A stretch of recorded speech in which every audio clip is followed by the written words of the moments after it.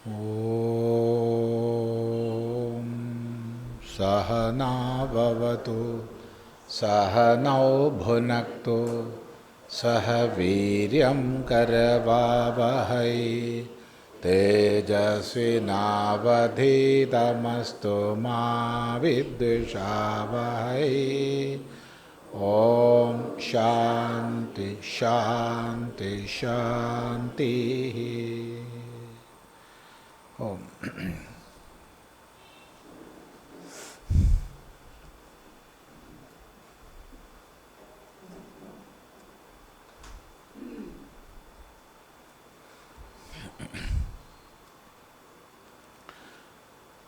ഇവിടെ ഭാഷ്യത്തിൽ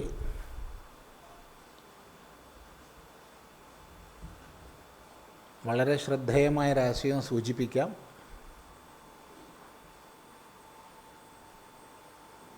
ഏത് ഭാഷ്യത്തിനാണോ ഭഗവാൻ ഭാഷ്യകാരൻ ശങ്കരാചാര്യസ്വാമികൾ ഉപോദ്ഘാതം പറയുന്നത്, ഉപക്രമഭാഷ്യം പറയുന്നത്, ആ ഉപക്രമത്തിൽ മൊത്തം ശാസ്ത്ര താല്പര്യം ഒതുക്കിയിട്ടുണ്ടാവും. അത് ഭാഷ്യകാരൻ്റെ ഒരു വിശേഷമാണ്, അത്ഭുതകരമാണ്. ഇപ്പോൾ ഗീത പഠിക്കുകയാണെങ്കിൽ ഗീതയുടെ ഉപോദ്ഘാത ഭാഷ്യത്തിൽ ഗീതാഭാഷ്യത്തിൻ്റെ മൊത്തം താത്പര്യം കാണും.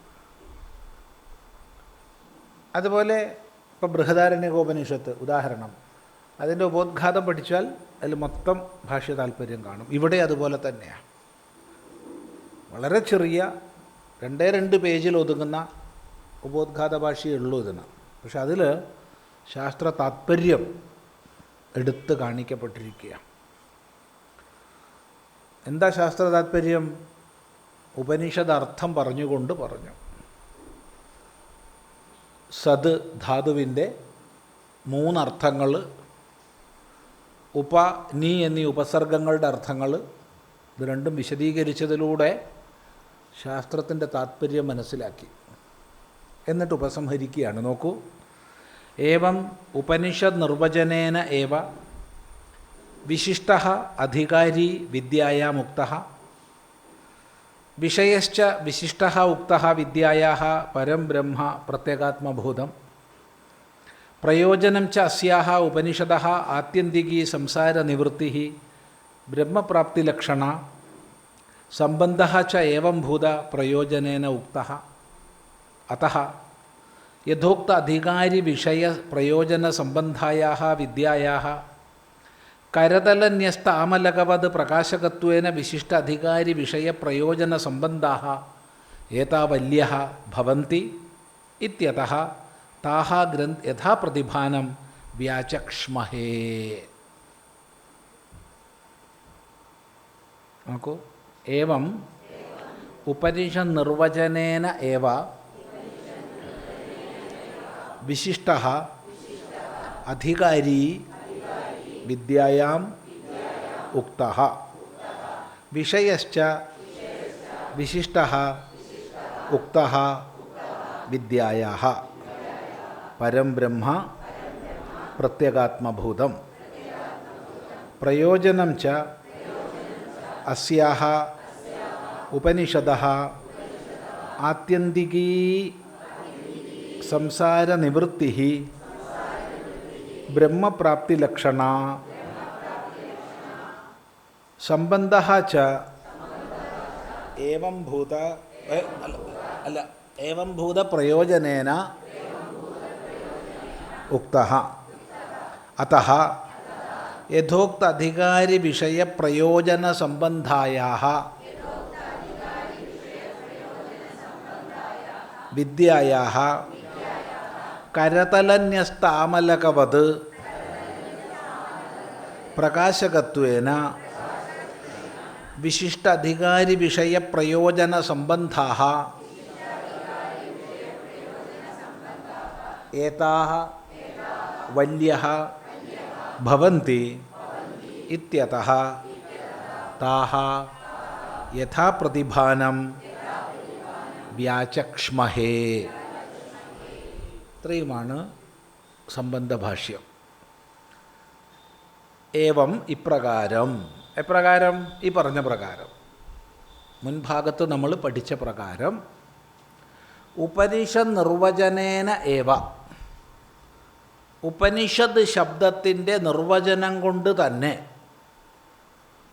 അപ്പം എന്താ ഇപ്പോൾ ചെയ്തതെന്ന് ചോദിച്ചാൽ വേറെ ഒന്നും ചെയ്തിട്ടില്ല. ഉപനിഷത്ത് എന്നുള്ള ശബ്ദത്തിൻ്റെ അർത്ഥം പറയുക ചെയ്തത്.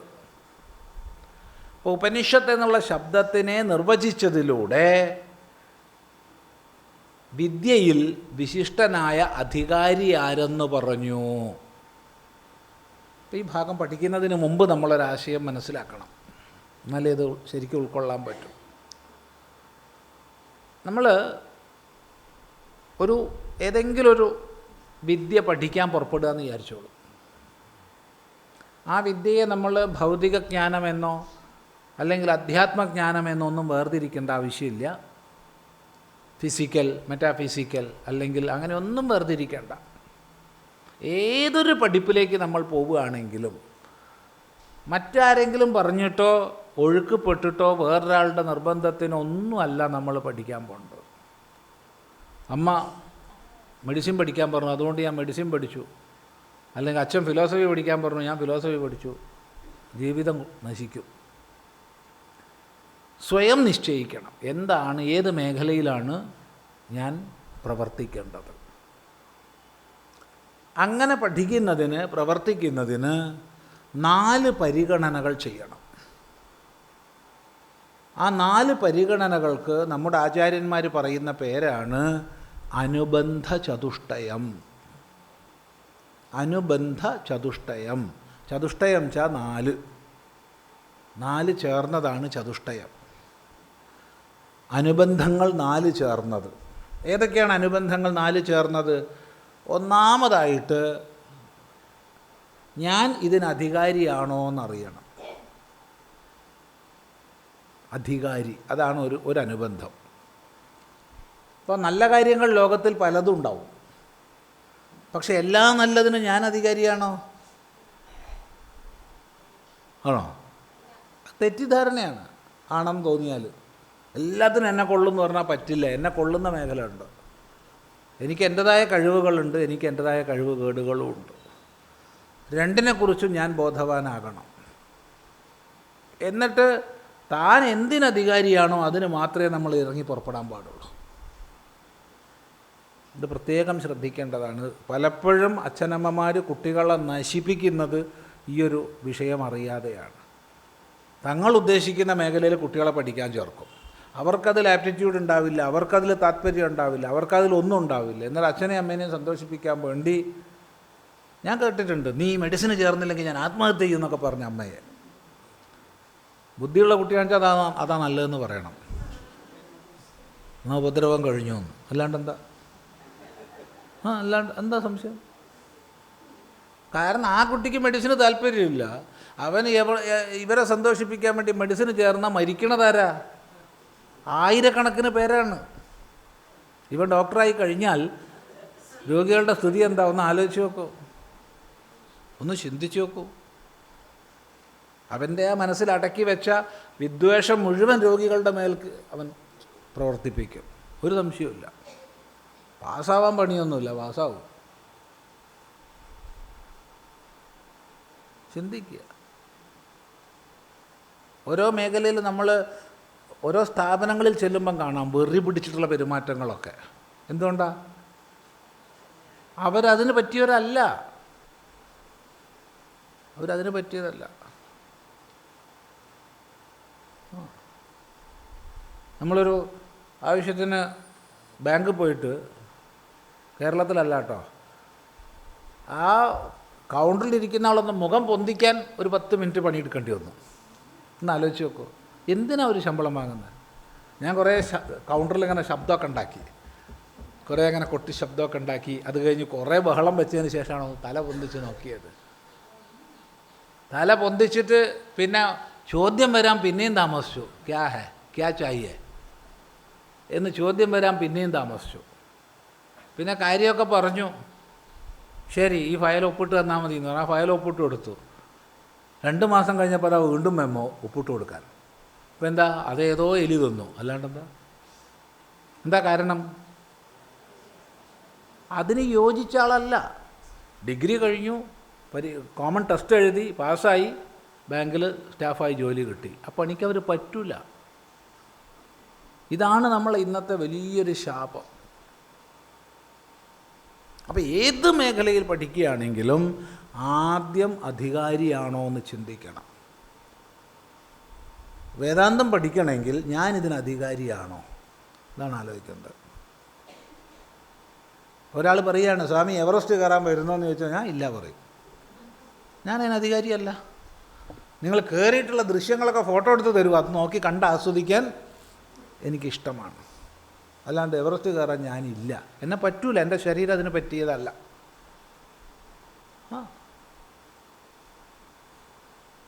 അപ്പോൾ അധികാരി ആദ്യം നോക്കണം. രണ്ടാമതായിട്ട് വിഷയം. എന്ത് വിഷയമാണ് നമ്മൾ പഠിക്കണത്? ആ വിഷയത്തിൽ താല്പര്യമുള്ളവർ മതിയെ പഠിക്കുക, താല്പര്യമില്ലാത്തവർ പഠിക്കണോ? കുട്ടിക്ക് നല്ല മാർക്കുണ്ട്, ഉടനെ സയൻസ് ഗ്രൂപ്പിൽ പോകും. എന്ത് പിടിത്താന്ന് ആലോചിച്ച് നോക്കൂ. ഒരു ഒഴുക്കപ്പെടുകയാണെന്ന്. തെറ്റാണ്. ആ വിഷയം എനിക്ക് പഠിക്കേണ്ടതുണ്ട്, ആ വിഷയത്തിൽ എനിക്ക് താല്പര്യമുണ്ടോ, ആ വിഷയം എനിക്ക് യോജിക്കുന്നതാണോ, ആ വിഷയം എനിക്ക് ആവശ്യമുണ്ടോ, ഇത് മനസ്സിലാക്കിയിട്ടേ പ്രവർത്തിക്കാൻ പാടുള്ളൂ. അധികാരീച്ച വിഷയ. 3 സംബന്ധശ്ച പ്രയോജനം. സംബന്ധം എന്ന് പറയുമ്പോൾ 2 തരത്തിലാണ്.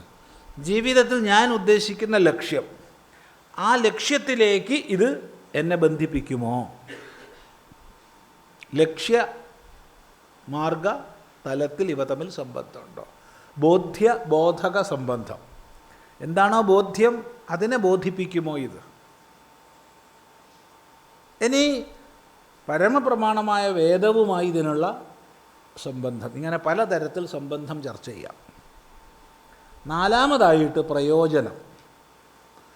ഒരു പ്രയോജനം ഇല്ലാത്ത പണിക്കാരെങ്കിലും പോകുമോ?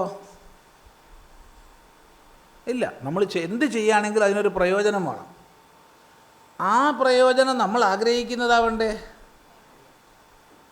ഒരാൾ മദ്യപിക്കാൻ പോവുകയാണ്. പ്രയോജനമുണ്ടോ? പ്രയോജനമുണ്ട്.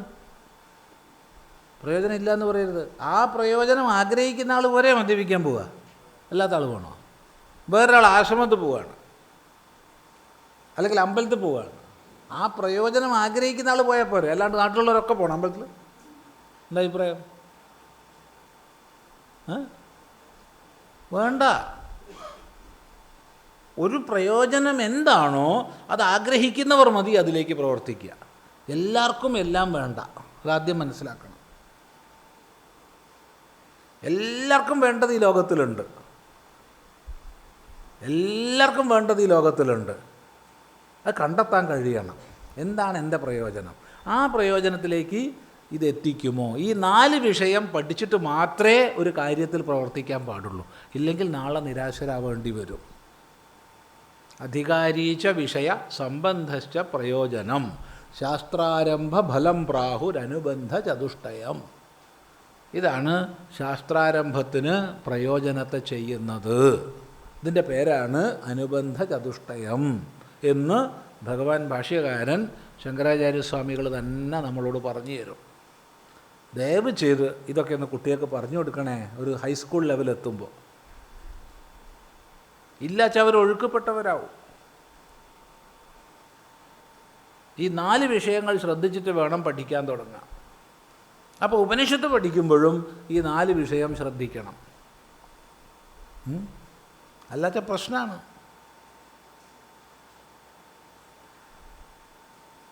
കഴിഞ്ഞ ദിവസം ഒരാൾ വന്നു നമ്മളെടുത്ത്, സ്വാമീനെ കാണാൻ വളരെ ആഗ്രഹിച്ചു. സന്തോഷം, കണ്ടോളൂ.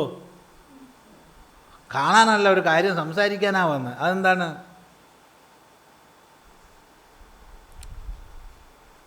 ചോദിച്ചോളൂ, എന്താണ് സംഭവം? എന്താണ് സംസാരിക്കേണ്ടത്? അല്ല, എൻ്റെ മോൻ പാസ്സാവുക പരീക്ഷയിൽ. എടാ, നിൻ്റെ മോൻ പാസ്സാവുമെന്ന് ഞാനെങ്ങനെ അറിയാം?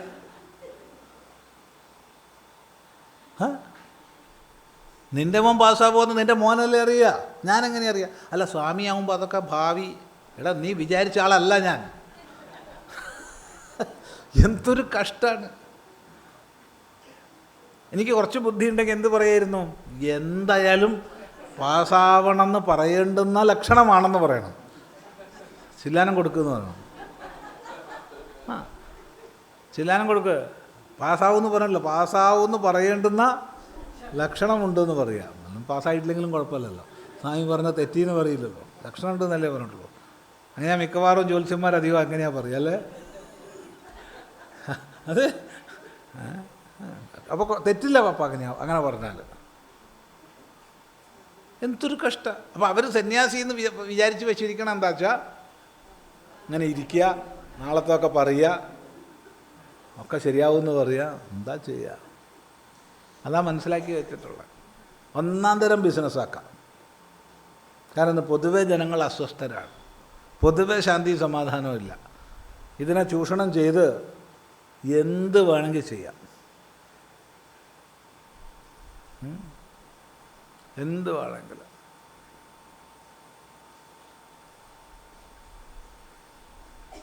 ആലോചിച്ച് നോക്കൂ, തമാശയല്ല, വലിയ പ്രശ്നമാണത്.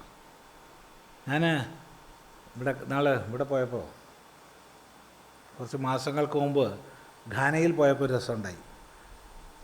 അവിടെ ഏറ്റവും വലിയ ബിസിനസ് മതമാണ്. ഏറ്റവും വലിയ ബിസിനസ് മതം കഴിഞ്ഞേ വേറെ ഉള്ളൂ. ഒരു 4 ഷോപ്പ് കഴിഞ്ഞാൽ ഒരു പ്രാർത്ഥനാലയം, ഒരു 4 ഷോപ്പ് കഴിഞ്ഞാൽ ഒരു പ്രാർത്ഥനാലയം, അങ്ങനെയാണ്. ഇതിൻ്റെ മുഴുവൻ പുറത്ത് അത്ഭുതങ്ങളെ പറ്റിയിട്ടാണ്, പ്രാർത്ഥന കൊണ്ടുള്ള അത്ഭുതങ്ങൾ, ആ സിദ്ധി ഈ സിദ്ധി ബോർഡുകൾ വെച്ചിട്ടുള്ളത്. ഞാൻ നാട്ടുകാരോട് ചോദിച്ചു, അല്ല ഈ കോവിഡ് വന്നപ്പോൾ അവന്മാർ വല്ലവരും ഉണ്ടായിരുന്നോ?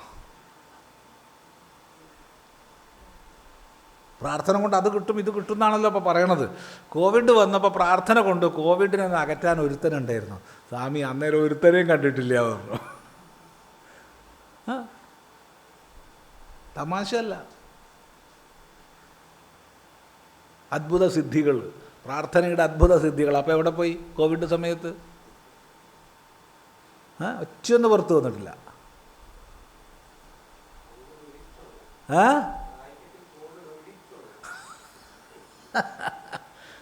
അതാണ് സ്ഥിതി. എന്തോ മിഥ്യാധാരണകളിൽ അലയുന്ന ലോകം, അതിനെ ചൂഷണം ചെയ്യുന്ന വലിയൊരു മേഖല. അത് ഹിന്ദുവും ക്രിസ്ത്യാനിയും മുസൽമാനും ഒക്കെ പങ്കാളികളാണ്. ഇത്ര ചൂഷണം ചെയ്യുന്നൊരു മേഖല വേറെയില്ല.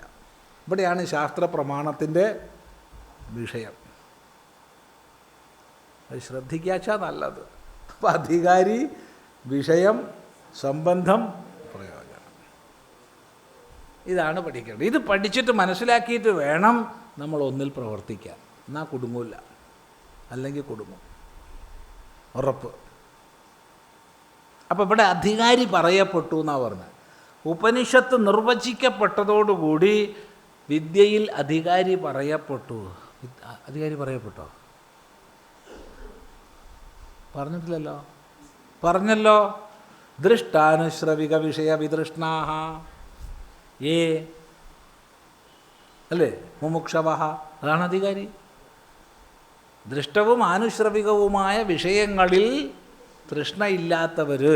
അപ്പോൾ എനിക്ക് തൃഷ്ണ ഉണ്ട്, തീർച്ചയായിട്ടും നേടാൻ വേണ്ടി പോകണം. ഒരു തൃഷ്ണ ഉള്ള ആളോട് തൃഷ്ണ ചെയ്യുന്ന തെറ്റാണെന്ന് ശാസ്ത്രം പറഞ്ഞിട്ടില്ല. എനിക്ക് കാമമുണ്ട് സ്വാമി, എനിക്ക് പെണ്ണ് വേണം, എനിക്ക് ആണ് വേണം, നല്ലത് മിടുക്കൻ, നല്ല പെണ്ണിനെ നോക്ക്, നല്ല ആണിനെ നോക്ക്, പരമാവധി നീ ഉപഭോഗിക്കാൻ ശ്രമിക്കുക, അതാണ് ശാസ്ത്രം പറയുന്നത്. അല്ലാണ്ട് അവനോട് പിടിച്ച് ഉപനിഷത്ത് പഠിക്കാൻ പറയുന്നില്ല. ഇതിന് കാമശാസ്ത്രമുണ്ട്, അർത്ഥശാസ്ത്രമുണ്ട്, ഇക്കണോമിക്സ്. അത് ചിന്തിക്കുക. അല്ലാതെ അത് പാപമാണ്. എന്ത് പാപം?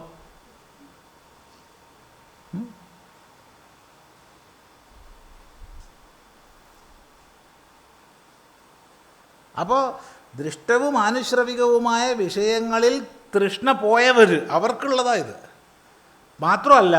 മുമുക്ഷവഹ, മുമുക്ഷുത്വം ഉള്ളവർക്കേ ഉപനിഷത്ത് വേണ്ടു, അല്ലാത്ത എല്ലാവരും ഉപനിഷത്ത് പഠിക്കേണ്ട ആവശ്യമില്ല.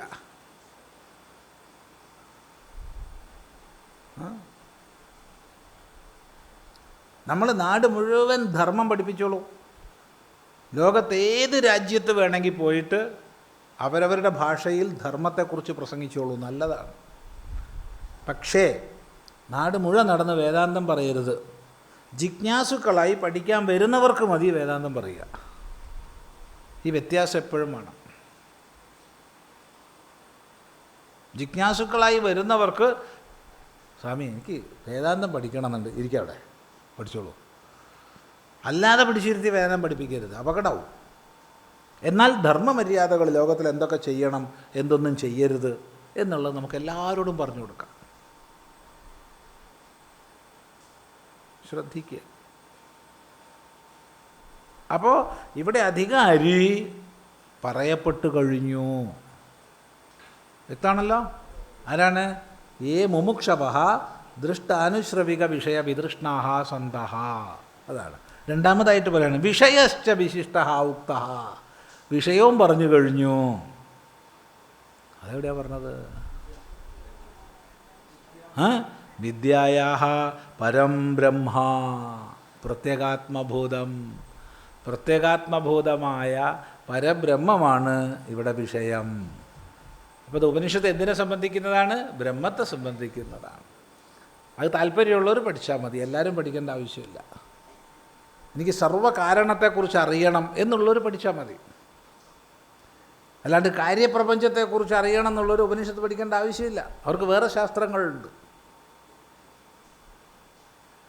വൈദ്യശാസ്ത്രം പഠിച്ചോളൂ, അല്ലെങ്കിൽ ലോഹങ്ങളെക്കുറിച്ച് പഠിച്ചോളൂ, യന്ത്രങ്ങളെക്കുറിച്ച് പഠിച്ചോളൂ, പലതും പഠിക്കാമല്ലോ. എത്ര മേഖലകളുണ്ട്, അതൊക്കെ പഠിക്കാം. ഇത് ബ്രഹ്മത്തെക്കുറിച്ച് ജിജ്ഞാസുള്ളവർ മാത്രം മതി ഇത് പഠിക്കാൻ വരിക. വ്യക്തമാണല്ലോ. അപ്പം അധികാരി പറഞ്ഞു, വിഷയം പറഞ്ഞു. പ്രയോജനം ചസ്യാഹ ഉപനിഷതഃ ആത്യന്തികി സംസാര നിവൃത്തി ബ്രഹ്മപ്രാപ്തി ലക്ഷണ. പ്രയോജനവും പറഞ്ഞു. എന്താണ്?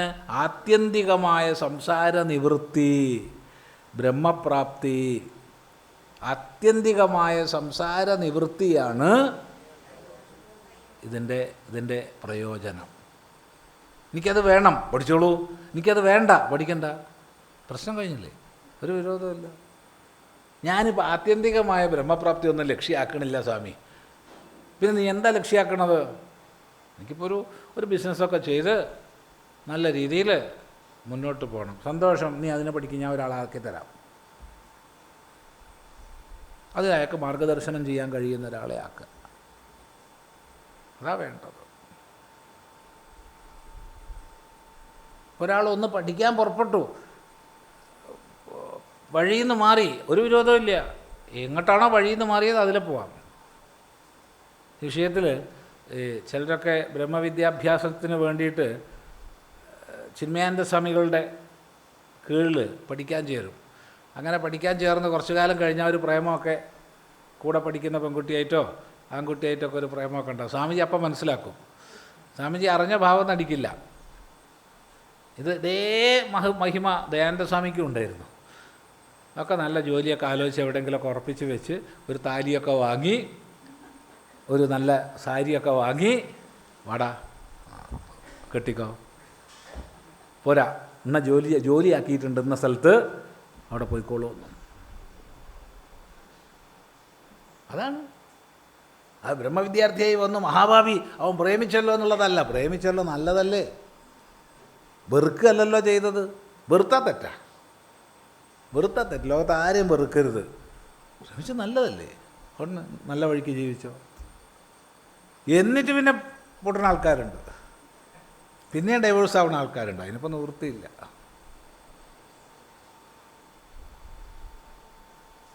ഇത് തമാശ പറയാമെന്ന് വിചാരിക്കുമല്ലോ. ഇങ്ങനെ ഒരാൾ നമ്മളെ ജീവിതത്തിൽ ബന്ധപ്പെട്ടിട്ടാണ് സത്യസന്ധമായി പറയുകയാണെങ്കിൽ ഇപ്പോൾ നിങ്ങളെ മുമ്പിലിരിക്കുന്നത്. ഞാൻ ചിന്മയമിഷിൽ ബ്രഹ്മചാരിയായിരുന്നു. പിന്നെ സ്വാമിജി വിവാഹം കഴിപ്പിച്ചു വിട്ടു. പിന്നെ ഡിവോഴ്സായി. ഇപ്പോൾ സന്യാസിയാണ്. അപ്പോൾ അദ്ദേഹം നല്ലൊരു നിഷ്ഠയിൽ കഴിയുന്ന ഒരാളാണ്, അമേരിക്കയിലാണ്. അദ്ദേഹമാണ് സത്യം പറഞ്ഞാൽ എൻ്റെ ജീവിതത്തിൽ ഒരു തിരിച്ചുവിടൽ നടത്തിയത്. തമാശ പറയല്ല. അദ്ദേഹത്തിൻ്റെ 2 ചോദ്യങ്ങൾക്ക് മുമ്പിൽ അന്ന് നമ്മൾ പരാജയപ്പെട്ടു. 2 ചോദ്യങ്ങൾ. കുറേ കൊല്ലായി. അന്ന് അദ്ദേഹത്തിനോട് ചോദിച്ചു, നിങ്ങളിങ്ങനെ ചെറുപ്പമല്ലേ? അത് ചെറുപ്പമാണ്. അത്യാവശ്യം പഠിച്ച ഒരാളെ പോലെയൊക്കെ തോന്നുന്നുണ്ട്. അത്യാവശ്യം പഠിച്ച ഒരാളെ പോലെയൊക്കെ തോന്നാം, അതിന് വിരോധമല്ല. പിന്നെ ഞങ്ങളിങ്ങനെ വെപ്പുകാരനായിട്ട് കുക്കായിട്ട് കൂടിയാൽ ശരിയാവുമോ? എന്താ ഇപ്പോൾ ശരികേട്? അല്ല, നിങ്ങൾ ഏതെങ്കിലും ആശ്രമത്തിൽ പോയി താമസിക്കണം. ആശ്രമമൊക്കെ തട്ടിപ്പിൻ്റെ കേന്ദ്രമാണ്. നിങ്ങൾ ഏതെങ്കിലും ഒരു സന്യാസിയുടെ കീഴിൽ പഠിക്കണം. സന്യാസിമാരൊക്കെ കള്ളന്മാരാണ്. അദ്ദേഹം 2 ചോദ്യം ചോദിച്ചു. സന്യാസിമാരെല്ലാം കള്ളന്മാരാണെങ്കിൽ അങ്ങനെ അല്ലാത്തൊരു സന്യാസി ആയിക്കൂടെ നിങ്ങൾക്ക്? ആശ്രമങ്ങളെല്ലാം തട്ടിപ്പിൻ്റെ കേന്ദ്രമാണെങ്കിൽ തട്ടിപ്പിൻ്റെ കേന്ദ്രമല്ലാത്തൊരാശ്രമം നിങ്ങൾക്ക് ഉണ്ടാക്കിക്കൂടെ? 2 ചോദ്യം. ആ ചോദ്യം അതുവരെ കേൾക്കാത്തതാണ്. അതുവരെ പലരോടും ഇത് പറഞ്ഞിട്ടുണ്ട് ആ കുട്ടി, ആ ചെറുപ്പക്കാരൻ, അന്നത്തെ ആ ചെറുപ്പക്കാരൻ പലരോടും പറഞ്ഞിട്ടുണ്ട്. പക്ഷെ ഈ 2 ചോദ്യങ്ങൾ ആദ്യമായിട്ട് കേട്ടതാണ്. അത് വല്ലാതെ ഉള്ളു തറച്ചു. രാത്രി മുഴുവൻ ഉറങ്ങാതെ ആ 2 ചോദ്യങ്ങളെക്കുറിച്ച് ആലോചിച്ചു. തുറന്നു പറയാം, തമാശ പറയാമല്ല അത്. പിറ്റേന്ന് രാവിലെ അദ്ദേഹത്തെ പോയി കണ്ടിട്ട് പറഞ്ഞു, ഞാൻ തയ്യാറാണ്. ഒരാശ്രമത്തിൽ പോയി ഒരു സ്വാമിയുടെ കീഴിൽ പഠിക്കാൻ ഞാൻ തയ്യാറാണ്, എന്നാ പോവുക. അങ്ങനെ അദ്ദേഹമാണ് നമ്മളെ ഉത്തരകാശി തപോവനകുടിയിൽ പാചകക്കാരനായി നിന്ന സ്ഥലത്തുനിന്ന് കൂട്ടിക്കൊണ്ടുപോയി ഗുജറാത്തിൽ മാധവാനന്ദ ആശ്രമത്തിലെത്തിക്കുന്നത്. അദ്ദേഹം ഇന്ന് ഒരു സന്യാസി ശ്രേഷ്ഠനാണ്, സ്വാമി വസിഷ്ഠാനന്ദജി, വസിഷ്ഠാനന്ദ സരസ്വതി. ഞാൻ തമാശ പറയല്ല. ആ 2 ചോദ്യങ്ങൾ വലിയ 2 ചോദ്യങ്ങളാണ്. വലിയ ചോദ്യം, അത് ചെറിയ ചോദ്യമല്ല.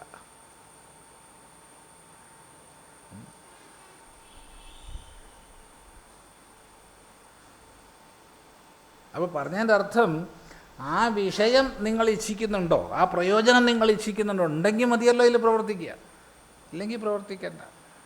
മാർഗേ മുന്നോട്ട് പോകുമ്പോൾ ചിലപ്പോൾ പ്രയോജനത്തിൽ സങ്കല്പത്തിൽ മാറ്റം വരും. വന്നാൽ ഒരിക്കലും കപടത കാണിക്കരുത്. ഏതാണോ അപ്പോൾ ഉദ്ദേശിക്കുന്ന പ്രയോജനം ആ വഴിക്ക് പോവാം, ഒരു വിരോധമില്ല. അതായിരിക്കണം, സത്യസന്ധമായിരിക്കണം ജീവിതം.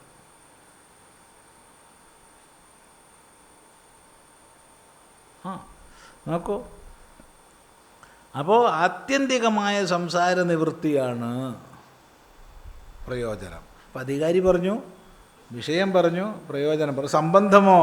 സംബന്ധഃ ച ഏവം ഭൂത പ്രയോജനേന ഉക്തഃ. ഈ പ്രയോജനം കൊണ്ട് തന്നെ സംബന്ധവും പറഞ്ഞു. അതെങ്ങനെയാ? ആ പ്രയോജനത്തിൽ നമ്മളെ എത്തിക്കുന്നു എന്നുള്ളതാണ് ഉപനിഷത്തിൻ്റെ സംബന്ധം. അങ്ങനെ 4 വിഷയവും ചർച്ച ചെയ്ത് തൃപ്തിയായി. ഇനി പഠിക്കാലോ. ഇപ്പോൾ ഇവിടുന്ന് നീറ്റ് പോകേണ്ടവർക്ക് പോവാം, ഇരിക്കേണ്ടവർക്ക് ഇരിക്കാം. എന്താണ് അതിലൊന്നും യാതൊരു തെറ്റുമില്ല. എന്താ തെറ്റുള്ള? തുറന്ന് പറഞ്ഞതിനൊരു തെറ്റുമില്ല. അല്ലാണ്ട് മനസ്സിലൊന്ന് വെക്കുക, പുറത്ത് വേറൊന്ന് പെരുമാറുക, അത് ശരിയല്ല. ഈ 4 ചിന്തിച്ച് കഴിഞ്ഞാൽ ഒരാൾക്ക് മനസ്സിലാവും ഇതിനി പഠിക്കണോ വേണ്ടയോ. പഠിക്കണം എന്നുള്ളവർ ഇരിക്കുക, അല്ലാത്തവർ എഴുന്നേൽക്കുക. അതാണ് എന്തൊരു തുറന്ന സമീപനം എന്നാലോചിച്ച് നോക്കൂ. ഒരു സ്വച്ഛമായ പെരുമാറ്റം നമ്മുടെ ആചാര്യന്മാർ നമ്മളെ പഠിപ്പിക്കുന്നത്. ഒരു കുടുസായിട്ടൊന്നുമില്ല. ഇത് വിശ്വസിപ്പൻ, നീ വിശ്വസിക്കണം. എന്ത് വിശ്വസിക്കാനുണ്ട്? നീ പറഞ്ഞാൽ ഞാൻ വിശ്വസിക്കാനാ? പോട്ടതരം വിശ്വാസമല്ല ഇവിടെ. യുക്തിപൂർവം ഈ 4 പരിഗണിച്ച് എന്നാ പഠിക്കാം എന്ന് വേണ്ടവർക്ക് പഠിക്കാം. അതുകൊണ്ടാണ് ശാസ്ത്രാരംഭ ഫലം പ്രാഹു എന്ന് പറഞ്ഞു. ശാസ്ത്രാരംഭമാകുന്ന ഫലത്തെ ചെയ്യുന്നതാണ് ഈ 4.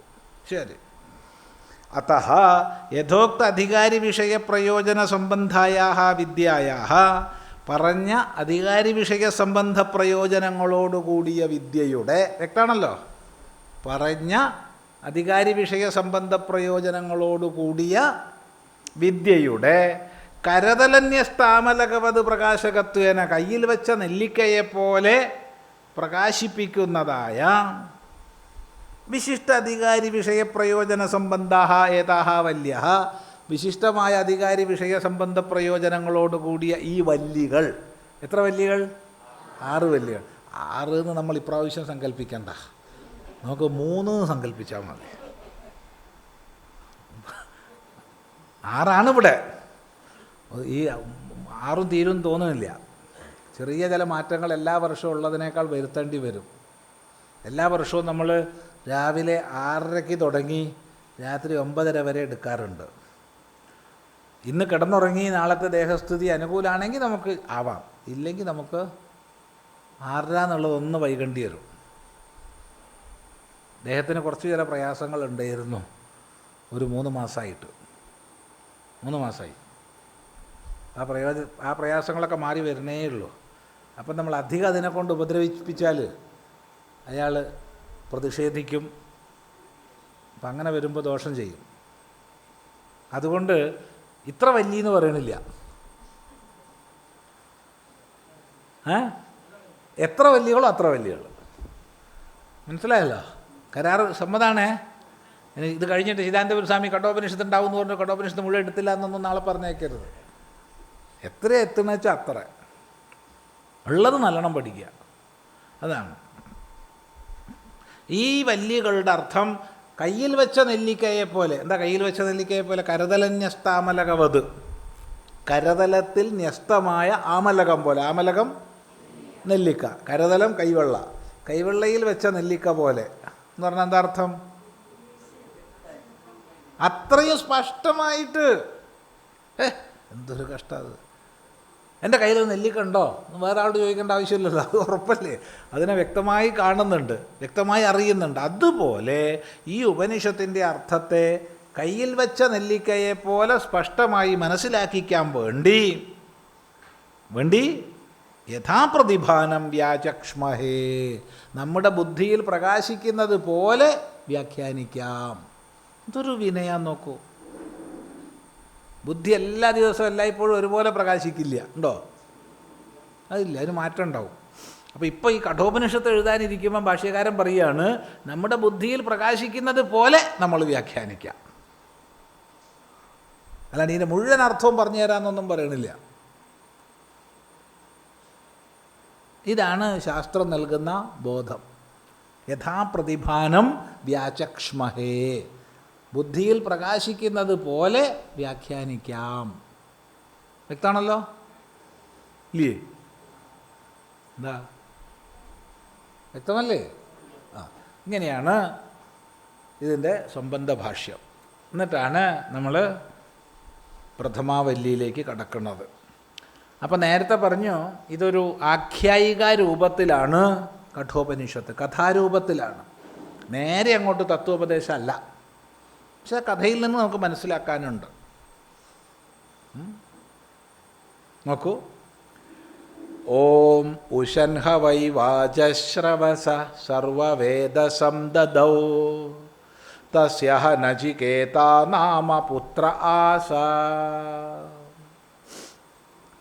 ഓം ഉഷൻഹ വൈ വാജശ്രവസ സർവവേദസംദദൗ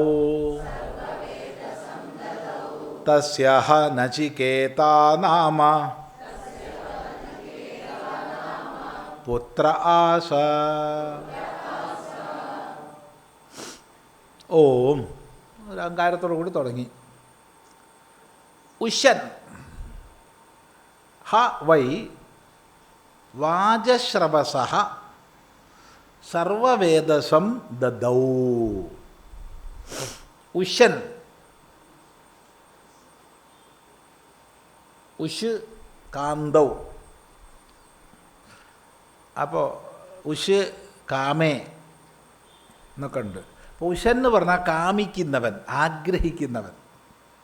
ഉഷൻ ആഗ്രഹിക്കുന്നവൻ, ആഗ്രഹമില്ലാത്തവനല്ല, ആഗ്രഹങ്ങളെല്ലാം പോയവനല്ല, പലതും ആഗ്രഹിക്കുന്നവൻ ഉഷൻ. ആര്? വാജശ്രവസഃ, വാജശ്രവസ്. ആരാത്? വാജം എന്ന് പറഞ്ഞാൽ അന്നം അല്ലെങ്കിൽ കുതിര, അങ്ങനെയൊക്കെ അർത്ഥമുണ്ട്. വാജം എന്ന് പറഞ്ഞാൽ കുതിര എന്നർത്ഥമുണ്ട്, അന്നം എന്നർത്ഥമുണ്ട്.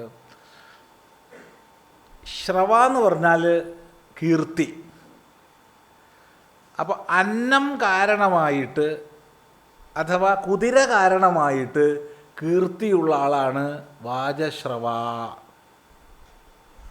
അയാളുടെ മകനാണ് വാജശ്രവസ.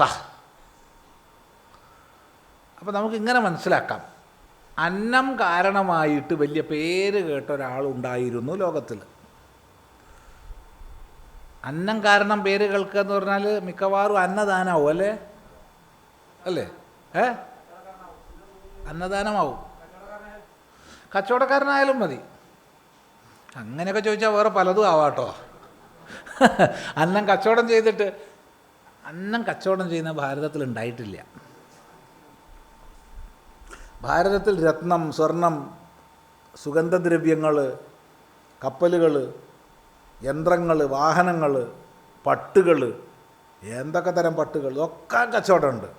ലോകത്തിൻ്റെ മൊത്തം ബിസിനസ്സിൻ്റെ 30% ഭാരതത്തിലായിരുന്നു ഈ മുഗളന്മാർ വരുന്നതിന് മുമ്പ് തന്നെ. പക്ഷേ ഒരു സ്ഥലത്ത് പോലും ഹോട്ടലുള്ളത് ഒരാൾ പോലും വർണ്ണിച്ചിട്ടില്ല, ഒരു റെസ്റ്റോറൻ്റ് ഇല്ല. കാരണം അന്നം കച്ചവടം ചെയ്യേണ്ട വസ്തു അല്ല എന്നാണ്. വിശപ്പുണ്ടെങ്കിൽ ഏത് വീട്ടിൽ കയറിച്ചല്ല അവർ ഷെയർ ചെയ്യും. അതാണ് നമ്മുടെ സംസ്കാരം.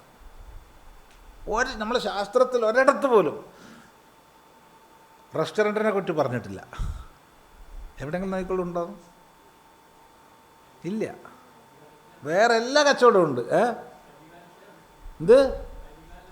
അതെ, റെസ്റ്റോറൻറ്റിനെ കുറിച്ച് പറഞ്ഞിട്ടില്ല ഒരു ശാസ്ത്രത്തിലും. വേറെ എല്ലാ കച്ചവടവും ഉണ്ട്, എല്ലാ കച്ചവടവും ഉണ്ട്. റെസ്റ്റോറൻറ്റ് പറഞ്ഞിട്ടില്ല. ഒരത്ഭുത. ഇനിയിപ്പോൾ അങ്ങനെ ആരെങ്കിലും എടുക്കുന്നതിന് വിരോധമല്ല, അന്നം കച്ചവടം ചെയ്ത് പേര് വന്ന്. പിന്നെ നമ്മളെ നോവലിൽ, VK-ൻ്റെ നോവലിൽ അന്നം നശിപ്പിച്ചിട്ട് പേര് വന്ന ആളുമുണ്ട് ഇല്ലേ? സർച്ചാത്തോന്നറിയില്ലേ? ഇല്ല. പിതാമഹനിൽ സർച്ചാത്തൂന് എങ്ങനെയാണ് സർ പദവി കിട്ടുന്നത്? രണ്ടല്ല, അന്നം നശിപ്പിച്ചിട്ടാ. എന്നിട്ട് ലോകം മുഴുവൻ ദാരിദ്ര്യത്തിൽ, കൊടിയ ദാരിദ്ര്യത്തിലായപ്പോൾ മൂപ്പര് അരിയൊക്കെ നശിപ്പിച്ചു കളഞ്ഞു. അങ്ങനെ സർ പദവി കിട്ടി.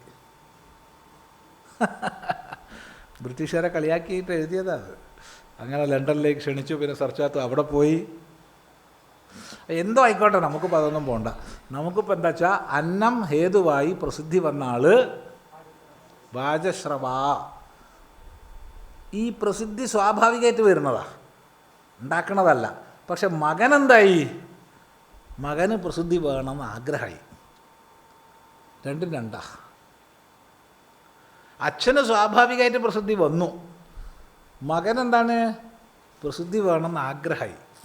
അങ്ങനെ ആഗ്രഹിക്കുന്നവനായ വാജശ്രവസ്.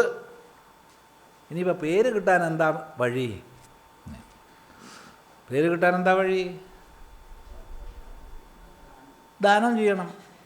സർവവേദസം ദദൗ, തൻ്റേതെന്നറിയുന്ന സകലവും ദാനം ചെയ്തു. തൻ്റേതെന്നറിയുന്ന സകലവും ദാനം ചെയ്തു. പക്ഷേ ഈ ദാനം മര്യാദയ്ക്കല്ല ചെയ്തതെന്ന് അടുത്ത മന്ത്രം പഠിച്ചാൽ മനസ്സിലാവും. ഇപ്പം നമ്മൾ വിചാരിക്കുന്നത് എല്ലാം ദാനം ചെയ്തു എന്നാണ്. അത് വിശ്വജിത്ത് എന്നൊരു യാഗമുണ്ട്. ലോകപ്രസിദ്ധി കിട്ടാൻ വേണ്ടിയിട്ടാണ് വിശ്വജിത്ത്. ഈ വിശ്വജിത്ത് യാഗത്തിൽ എൻ്റേതെന്നറിയുന്ന എല്ലാം ദാനം ചെയ്യണം. വിശ്വജിത്ത് യാഗം കഴിഞ്ഞാൽ വട്ടപൂജ്യയാവും. ഇത് മുഴുവൻ ദാനം ചെയ്യണം, മുഴുവൻ. പിന്നെ ഒരു പൈസയും ബാക്കി ഉണ്ടാവില്ല. അതാണ്. അത് ലോകത്തിൽ വലിയ പേരുണ്ടാക്കും. ഓ, അയാൾ മുഴുവൻ ദാനം ചെയ്തു കേട്ടോ, അപാര സാധനമാണ് ഇല്ലേ, വലിയ ആളാണ് അയാൾ, മുഴുവൻ ദാനം ചെയ്തു നാട്ടുകാർ പറയും. അങ്ങനെ പേരുണ്ടാവും. പേരുണ്ടാവാനാണ് വിശ്വജിത്ത് യാഗം ചെയ്യണത്. അങ്ങനെ സർവവേദസം ദദൗ. എന്ത്? കാശിക്ക് ടിക്കറ്റ് എടുത്ത ശേഷം ആവാം. ശരിയാ, കാശിക്ക് ടിക്കറ്റ് വേണ്ടല്ലോ, കാശിക്ക് നടന്നു പോകാമല്ലോ. അത് വലിയൊരു എത്ര പേർക്ക് മനസ്സിലായി എന്നറിയില്ല ആ പറഞ്ഞത്. നമ്മളെവിടെ പോവുകയാണെങ്കിലും പോയി വരട്ടെ എന്നാണ് പറയുക. പോയി വരട്ടെ. ചില നാട്ടിലൊക്കെ വരട്ടെ എന്നാണ് പറയുക. എന്തിന്? പോണേന്. വർത്തമാനമൊക്കെ പറഞ്ഞു കഴിഞ്ഞിട്ട് വരട്ടെ കേട്ടോ. എന്ത് വരട്ടെ എന്നോ? ഉപദ്രവം നീ ഇനിയും വരിക? അല്ല, ഞാൻ പോട്ടെ എന്നാണ് ഉദ്ദേശിച്ചത്. പോയി വരട്ടെ എന്നാണ്. അങ്ങനെയാണ് ഭാരതത്തിൽ മൊത്തം അങ്ങനെയാണ് പറയുക. ഭാരതത്തിൽ മുഴുവൻ ഏത് ഭാഷയിലും അങ്ങനെ തന്നെയാണ്. ഹിന്ദിയിലൊക്കെ നമ്മൾ അങ്ങനെയാണ്. ഒരു വർത്തമാനം പറഞ്ഞ് വീട്ടിൽ നിന്ന് പിരിയുമ്പോൾ ആവച്ചേ അല്ലെങ്കിൽ ആവൂ എന്നിട്ടാ പോവുക. ഗുജറാത്തിലൊക്കെ ആവച്ച അല്ലെങ്കിൽ ആവുച്ചു എന്നിട്ടാ പോവുക. വരുന്നു എന്നാ ഉദ്ദേശിക്കണ എന്താ? പോവുക എന്നാ. പക്ഷെ ഒരു സ്ഥലത്തേക്ക് പോകുമ്പോഴാണ് പോട്ടെ എന്ന് പറഞ്ഞു പോവുക. പോട്ടെ, പോയി വരട്ടെ എന്നല്ല. ഏട്ടാ, പ്രയാഗയിലേക്കല്ല, കാശിയിൽ. കാശി പോട്ടെ, പോട്ടെ എന്ന് പറഞ്ഞിട്ടാ പോവുക. പോയി വരട്ടെ എന്ന് പറയില്ല. പിന്നെ ഉപദ്രവം തിരിച്ചു വരില്ല എന്നാണ് അതിൻ്റെ അർത്ഥം. അതിനാണ് കാശി പോകുമ്പം പോട്ടെ എന്ന് പറയുന്നത്.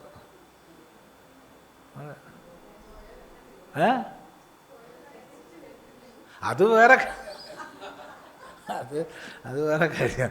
അങ്ങനെയാണ് നമ്മുടെ സമ്പ്രദായം. കാശി പോകുമ്പം പോട്ടെ പറയും, ബാക്കി എല്ലാം പോയി വരട്ടെ പറയും. ശരി, അപ്പോൾ സർവ്വവേദസം എല്ലാം കൊടുത്തു, മുഴുവൻ കൊടുത്തു, എല്ലാം കൊടുത്തു. എൻ്റെതെന്ന് അറിയുന്ന എല്ലാം കൊടുത്തു. ഇങ്ങനെ എല്ലാം കൊടുത്തിട്ടാണ് രാമൻ കാട്ടിലേക്ക് പോയത്. ശ്രീരാമൻ സീതയോടും പറഞ്ഞു എല്ലാം കൊടുത്തോളൂ കേട്ടോ എന്ന്. സീത കൊടുത്തു. അത്യാവശ്യ ആഭരണമൊക്കെ അത്യാവശ്യമൊക്കെ ഇട്ടു, ബാക്കിയൊക്കെ കൊടുത്തു, എല്ലാം കൊടുത്തു. കുറച്ച് ആഭരണങ്ങളൊക്കെ സീത ഇട്ടു. അത് കൊടുക്കാൻ തോന്നിയിട്ടുണ്ടാവില്ല. തോന്നണ്ടേ?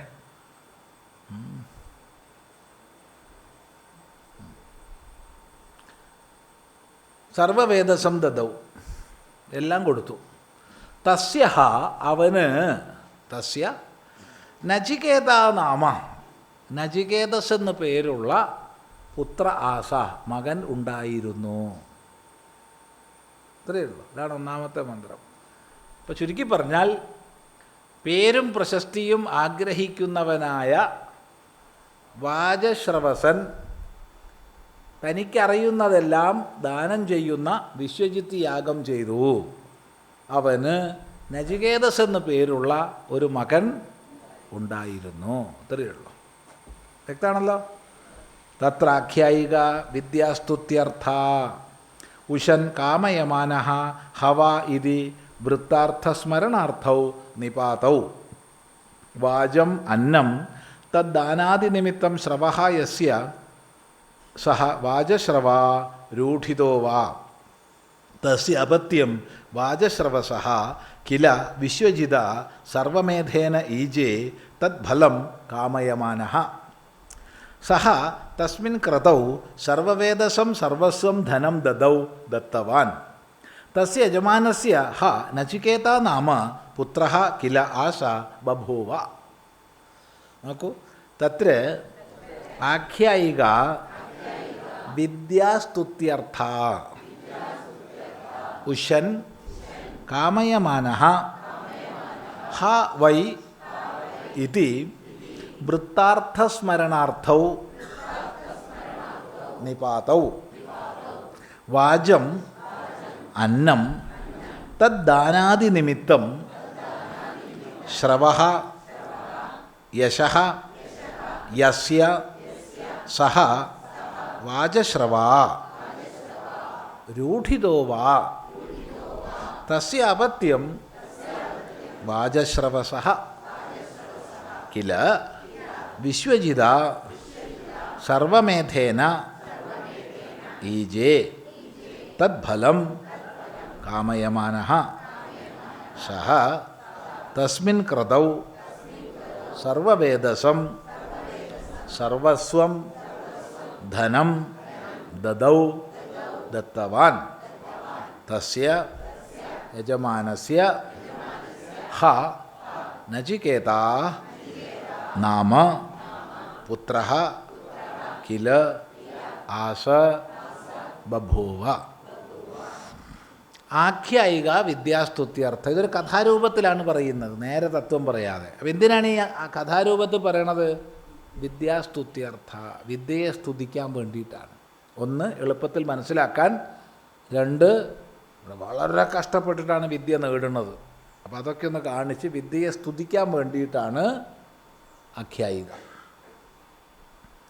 ഉഷൻ കാമയമാനഹ, ആഗ്രഹിക്കുന്നവനായവൻ. ഹ വാ എന്നുള്ളത് ഒരു പഴയ കഥ പറയുകയാണെന്ന് കാണിക്കാൻ വേണ്ടിയിട്ടാണ് ഹ വായി. നമ്മൾ പറയാറില്ലേ അങ്ങനെ, കുട്ടികൾക്കൊക്കെ കഥ പറഞ്ഞു. പണ്ട് ഒരു രാജ്യത്ത് ഒരു രാജാവ് ഉണ്ടായിരുന്നു പോൽ. എന്തിനാ പോല്? അതൊരു വൃത്താർത്ഥ സ്മരണാർത്ഥം. അതാണ്, ഒരു വൃത്താർത്ഥത്തെ പറയാൻ വേണ്ടിയിട്ടാണ് പോൽ എന്ന് പറയുന്നത്. പോൽ തന്നെയാണ് ഹാവായി. ഇങ്ങനെ ഒരാളുണ്ടായിരുന്നു അത്രേ, എനിക്കറിയില്ല കേട്ടോ, ഉണ്ടായിരുന്നു എന്ന് പറഞ്ഞു കേട്ടിട്ടുണ്ട്. അതാണ് ഉഷൻ, അവൻ കാമിക്കുന്നവനാ, വലിയ ആഗ്രഹമുള്ളവനാ. വാചം അന്നം തദ് അനാദി നിമിത്തം ശ്രവഹായസ്യ സഹ വാചശ്രവ രൂഢിതോവാ. അന്നം ഹേതുവായിട്ട് അതിൻ്റെ ദാനം തുടങ്ങിയവയിലൂടെ നല്ല സൽകീർത്തി ആർക്കുണ്ടോ അവനാണ് വാചശ്രവ. ഇപ്പോൾ ഭാഷ്യകാരൻ തന്നെ ഒരു സംശയം, അങ്ങനെ ആയിക്കൊള്ളണമെന്നുണ്ടോ? രൂഢിതോവാ, രൂഢമായി വന്നതും ആവാം. രൂഢമായി വന്നതാവാന്ന് പറഞ്ഞാൽ പ്രയോഗിക്കപ്പെട്ട് വന്നതാവാം. എങ്ങനെ അന്നദാനം ചെയ്തിട്ട് പേര് കേട്ട ആളായിക്കൊള്ളണമെന്നില്ല. അങ്ങനെ ഇല്ലേ? ഇല്ല. ഒരാൾ പേര്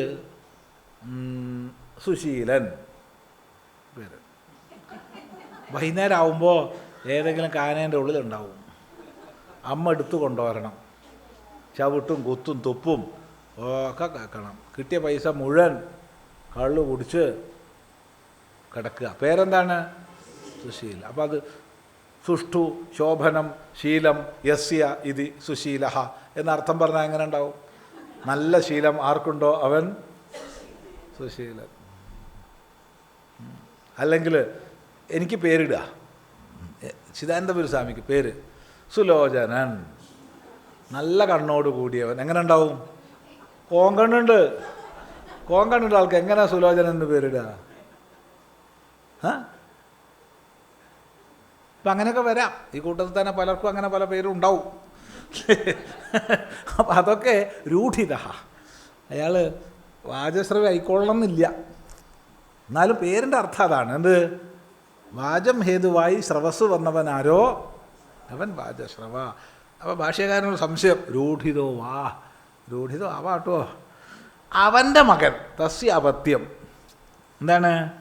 വാചശ്രവസഹ, അവൻ്റെ മോനാണ് വാചശ്രവസൻ. അവൻ എന്ത് ചെയ്തു? വിശ്വജിത സർവമേധേന ഈജേ, സർവമേധയജ്ഞം ചെയ്തു. സർവമേധയജ്ഞം വെച്ചാൽ തനിക്ക് എൻ്റേതെന്നറിയുന്നത് മുഴുവൻ ഹോമിക്കണം. അഗ്നിയിൽ ഹോമിക്കേണ്ടത് അഗ്നിയിൽ ഹോമിക്കണം, ദാനം ചെയ്യേണ്ടത് ദാനം ചെയ്യണം. പിന്നെ തനിക്ക് ഒരു സ്വത്തും ഉണ്ടാവരുത്. അതാണ്. ആ യാഗം ചെയ്യാൻ പുറപ്പെട്ടു. എന്തിനാണ്?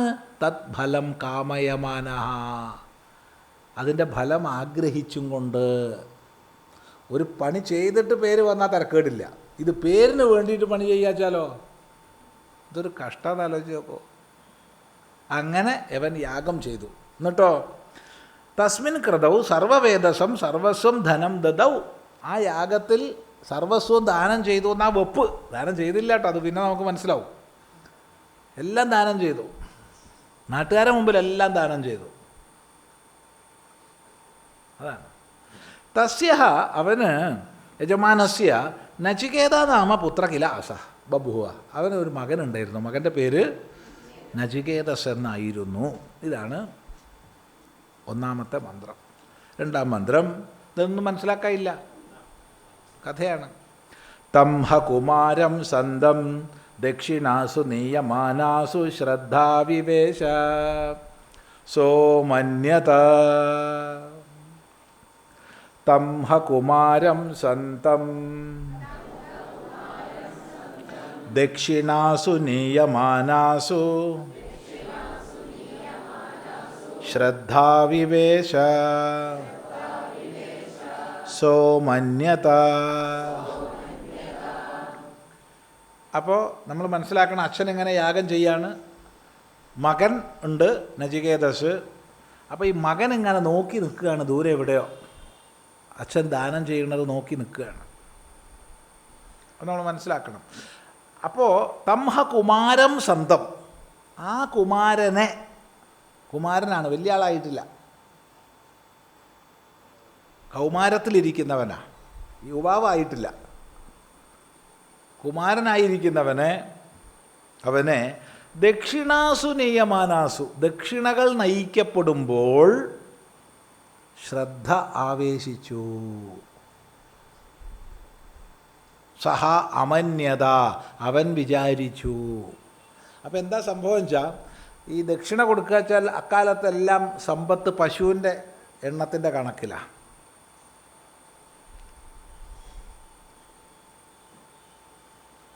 അപ്പോൾ ദാനം ചെയ്യുമ്പോൾ ദാനം ചെയ്യുന്നത് പശുക്കളെയാണ്. പിന്നെ അതിൻ്റെ കേമത്ത് എന്താ വെച്ചാൽ, പശുവിനെ പട്ട് പൊതിഞ്ഞിട്ട്, അല്ലെങ്കിൽ സ്വർണം കൊണ്ട് കൊമ്പ് പൊതിഞ്ഞിട്ട്, കുളമ്പ് സ്വർണം കൊണ്ട് പൊതിഞ്ഞിട്ട്, അങ്ങനെയൊക്കെയാ. അല്ലെങ്കിൽ സ്വർണം കൊണ്ട് ഒരു കച്ച ഉണ്ടാക്കി കെട്ടിയിട്ട് ഒക്കെ പശുവിനെ കൊടുക്കുക. പശുവിനെയാണ് ദാനം ചെയ്യുക. അതിൻ്റെ കൂട്ടത്തിൽ ഇതൊക്കെ. ഇപ്പോൾ സ്വർണ്ണദാനം ചെയ്തു എന്നല്ല പറയുക, കാരണം സ്വർണ്ണദാനത്തിന് പരിമിതിയുണ്ട്. വില മതിക്കാനാവാത്ത രണ്ട് വസ്തുക്കളാണ്, ഒന്ന് മഹാത്മാവും ഒന്ന് ഗോവും. പശുവിന് വില മതിക്കാനാവില്ല എന്നാണ് നമ്മുടെ ശാസ്ത്രം പറയുന്നത്. പശുവിന് വില മതിക്കാനാവില്ല. അതുപോലെ മഹാത്മാവിനും വില മതിക്കാനാവില്ല. വില മതിക്കാനാവാത്ത രണ്ട് വസ്തുക്കളാണുള്ളത്.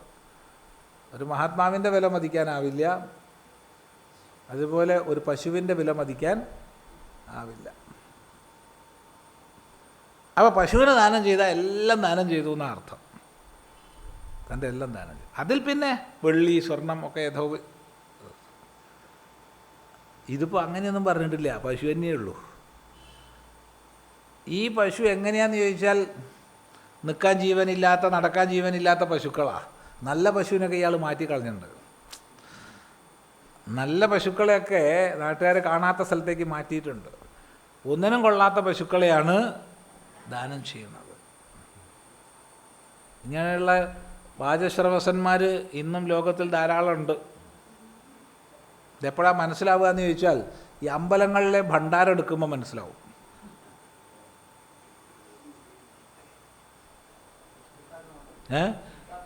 അയ്യോയ്യോ, ഇവിടുത്തെ ഇങ്ങനെ കീറിയ നോട്ടൊക്കെ എവിടുന്നാണ് കിട്ടുക എന്നാണ് വിചാരിക്കുക. വേറെ ഒന്നിനും പറ്റാത്ത നോട്ട് കിടക്കട്ടെ ഭഗവാന്, ഇത് ഭണ്ഡാരത്തിൽ. എല്ലായിടത്തും നല്ലാട്ടോ പറഞ്ഞത്, ഈ ഇരിക്കുന്ന ആരും അങ്ങനെ ചെയ്യാറില്ല, പക്ഷെ പൊതുവെ അങ്ങനെ ഉണ്ട്. അതെ, അമ്പലം പള്ളി ഒക്കെ കിടക്കട്ടെ, എന്ത് കേട് വന്ന നോട്ടൊക്കെ അവിടെ കിടക്കട്ടെ, നല്ലതൊക്കെ പോക്കറ്റിലിരിക്കട്ടെ. ഇതുപോലെ യവൻ്റെ നല്ല പശുക്കളൊക്കെ മാറ്റി വെച്ചിരിക്കുക. അതേതോ രഹസ്യ താവളത്തിലേക്ക് മാറ്റിയിട്ടുണ്ടാവും. എന്നിട്ട് എണീറ്റ് നടക്കാൻ ജീവനില്ലാത്ത പശുക്കളെയാണ് ദാനം ചെയ്യണത്. അപ്പോൾ അവിടെ സംശയം വരും നമുക്ക്, ദാനം വാങ്ങണ്ടെന്ന് വെച്ചാൽ പോരെ, അവിടെ പ്രശ്നമുണ്ട്. ഈ ദാനത്തിന് കൊടുക്കുന്ന ആളും സ്വീകരിക്കുന്ന ആളും സങ്കല്പിക്കുന്ന ചടങ്ങുണ്ട്. അപ്പോൾ ദാനം സ്വീകരിക്കാമെന്ന് പറഞ്ഞിട്ട് വെള്ളമെടുത്ത് ദാനം സ്വീകരിച്ചു കഴിഞ്ഞാൽ പിന്നെ സ്വീകരിക്കാണ്ട് നിവൃത്തിയില്ല. ഇല്ലെങ്കിൽ ആദ്യമേ ഞാൻ നോക്കിയിട്ട് സ്വീകരിക്കുമെന്ന് പറയണം. അങ്ങനെ പതിവില്ല. അപ്പം കിട്ടിയ ആൾക്കാർക്ക് ഉപദ്രവമായി. എന്ത്, ഇത് കൊണ്ടുപോകണ്ടേ, വാങ്ങിപ്പോയില്ലേ പശുവിനെ, സ്വീകരിച്ചില്ലേ, ഇത് നടക്കാൻ ജീവനില്ല, പിടിച്ചു വലിക്കുക, ഇതൊരു കഷ്ടം. ഇതൊക്കെ ആ മകൻ നോക്കി നിൽക്കുക. അച്ഛൻ എന്തൊരു മഹാപാപ ചെയ്യണത്. ഇങ്ങനെ മഹാപാപം ചെയ്താൽ അച്ഛൻ നരകത്തിലെത്തില്ലേ എന്നുള്ള ചിന്ത മകനെ ആവേശിച്ചു. അച്ഛൻ്റെ തെറ്റുകൾക്ക് കൂട്ടുനിൽക്കുന്നവനല്ല ആ മകൻ. പക്ഷെ കുമാരനായതുകൊണ്ട് അവന് സ്വാതന്ത്ര്യവും ഇല്ല. ചെറിയ കുട്ടിയല്ലേ, വലുതായതായിരുന്നു എന്തായാലും പ്രയോഗിക്കുകയായിരുന്നു. അപ്പോൾ വലിയൊരു പ്രശ്നത്തിലായി മകൻ. അതാണ് ശ്രദ്ധാവിവേശ. വ്യക്തമാണല്ലോ പറഞ്ഞത്. അതാണ് തംഹ കുമാരം സന്തം. ആ കുമാരനെ ദക്ഷിണാസു നീയമാനാസു. ദക്ഷിണാസു നീയമാനാസു എന്നുള്ള പ്രയോഗം വളരെ രസകരമായ പ്രയോഗമാണ്. ദക്ഷിണകൾ നയിക്കപ്പെടുമ്പോൾ എന്നാണ്. കിട്ടിയ ആൾക്കാർ കഷ്ടപ്പെടുകയാണ് ദക്ഷിണ വാങ്ങിയിട്ട്.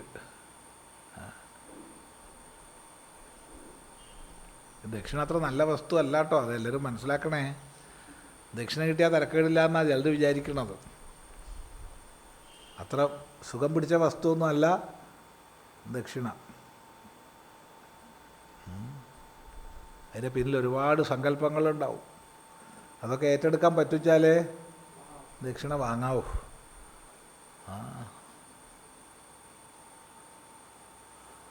അതുണ്ട്. ഓരോരുത്തർ നമ്മൾ വിചാരിക്കും ദക്ഷിണ തിരക്കേടില്ല എന്ന്. ഇവിടെ തന്നെ ഒരു മോനുണ്ടായിരുന്നു. ഇവിടെ അവനൊരു 3.5 വയസ്സേ ഉള്ളൂ അന്ന്. ഇപ്പോൾ അവനും ബന്ധപ്പെടുന്നതാ, സ്ഥിരം ബന്ധപ്പെടുന്നവനാ, മിടുക്കനാ. അപ്പോൾ 3.5 വയസ്സേ അവൻ അന്നുള്ളൂ. അപ്പോൾ ഇവിടെ നവരാത്രിയോ അന്തര്യോഗം എന്തോ കഴിഞ്ഞതാ. അന്തര്യോഗം കഴിഞ്ഞ ആൾക്കാരൊക്കെ അങ്ങനെ പിരിഞ്ഞു പോകാൻ നേരത്തെ എല്ലാവരും ഉണ്ട് ചിദാനന്ദപുര സ്വാമിക്ക് മുമ്പിൽ ദക്ഷിണ വെക്കണം, ദക്ഷിണ വയ്ക്കണോ, നമസ്കരിക്കണോ. പൈസ അങ്ങനെ നോട്ട് കുന്നുകൂടി ഇങ്ങനെ ഒരു കൂനയായിട്ടുണ്ട്. അപ്പോൾ എവനിതൊക്കെ നോക്കിയിട്ട് എല്ലാവരും പോയി എന്ന് കണ്ടപ്പം എല്ലാം എൻ്റെ അടുത്ത് വന്നിട്ട് പറഞ്ഞു, സ്വാമി എനിക്കൊരു സന്യാസി ആവണം കേട്ടോ. അതെ, എനിക്ക് സന്യാസി ആവണം. ഞാൻ പറഞ്ഞു ശരി മിടുക്കൻ, നീ അവിടെ ഇരിക്കുന്നതാണ്. പോയത് അവിടെ ഇരിക്കുന്നതാണ്. കുറച്ച് കഴിഞ്ഞപ്പോൾ MCB വന്നു. ഇന്ന പീടികയിൽ ഇത്ര കൊടുക്കാണ്ട് അതെടുത്തു, ഇന്ന പീടികയിൽ ഇത്ര കൊടുക്കാണ്ട്, പച്ചക്കറിക്ക് ഇത്ര കൊടുക്കാണ്ട്, മറ്റേ സാധനത്തിന് ഇത്ര കൊടുക്കാണ്ട്, എല്ലാം എടുത്തു കഴിഞ്ഞപ്പോൾ ഒന്നുമില്ല, ഒരു പൈസ ഇല്ലാന്ന് മാത്രമല്ല ബാക്കി കട.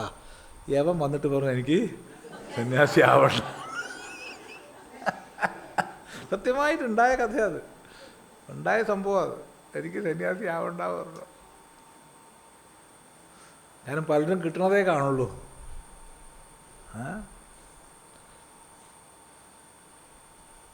അപ്പോൾ അത്ര നല്ല വസ്തു അല്ല ദക്ഷിണ എന്ന് സൂചിപ്പിച്ചതാണ്.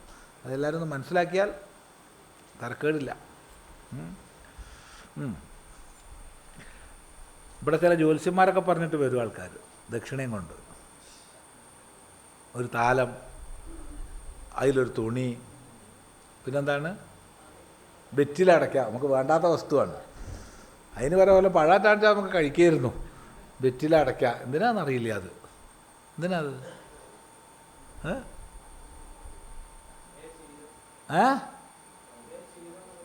പിന്നെ ഒരു പൈസയൊക്കെ ആയിട്ട് അത് തിരക്കേടില്ല. വന്നിട്ട് ജ്യോത്സ്യർ പറഞ്ഞയച്ചതാ. എന്തിനാടാ? സന്യാസയോഗം ഉണ്ട്, അതില്ലാണ്ടാവാനാ. മഹാഭാവി സന്യാസയോഗം ഉണ്ടെങ്കിൽ അത് ഉണ്ടാവാനല്ലേ ഞങ്ങൾ വിചാരിക്കുക. സന്യാസയോഗം ഇല്ലാണ്ടാവാം. സന്യാസിക്ക് നമസ്കരിച്ചിട്ട് വല്ല കാര്യമുണ്ടോ? ഇവിടെ 1, 2, 3 ജ്യോത്സ്യർ, നമ്മൾ അറിവിൽപ്പെട്ട 2 ജ്യോത്സ്യന്മാരുണ്ട്. വേറെ എത്ര പേരുണ്ടെന്ന് അറിയില്ല. നിങ്ങളൊന്ന് ചിന്തിക്കുക, സന്യാസയോഗം ഇല്ലാണ്ടാവാം സന്യാസിനെയാണോ വെച്ച് നമസ്കരിക്കേണ്ടത്? ഗൃഹസ്ഥനെയല്ലേ? സന്യാസയോഗം ഇല്ലാണ്ടാവണമെങ്കിൽ ഗൃഹസ്ഥനെയാണ് നമസ്കരിക്കേണ്ടത്. ഞങ്ങളെടുത്ത് വന്നാൽ സന്യാസയോഗം ഉള്ള കൂടുകയ്യ. ഞങ്ങളെ കമ്പനിയിലേക്ക് ആൾ കൂടാനല്ലേ ഞങ്ങൾ നോക്കുക. അല്ല, തുറന്നു തമാശയല്ല ഇതൊക്കെ. എന്നാലും ഇങ്ങനെ കുറേ ജ്യോത്സ്യന്മാരുള്ളതുകൊണ്ട് അത്യാവശ്യം ആശ്രമം നടന്നു പോകുന്നുണ്ട്.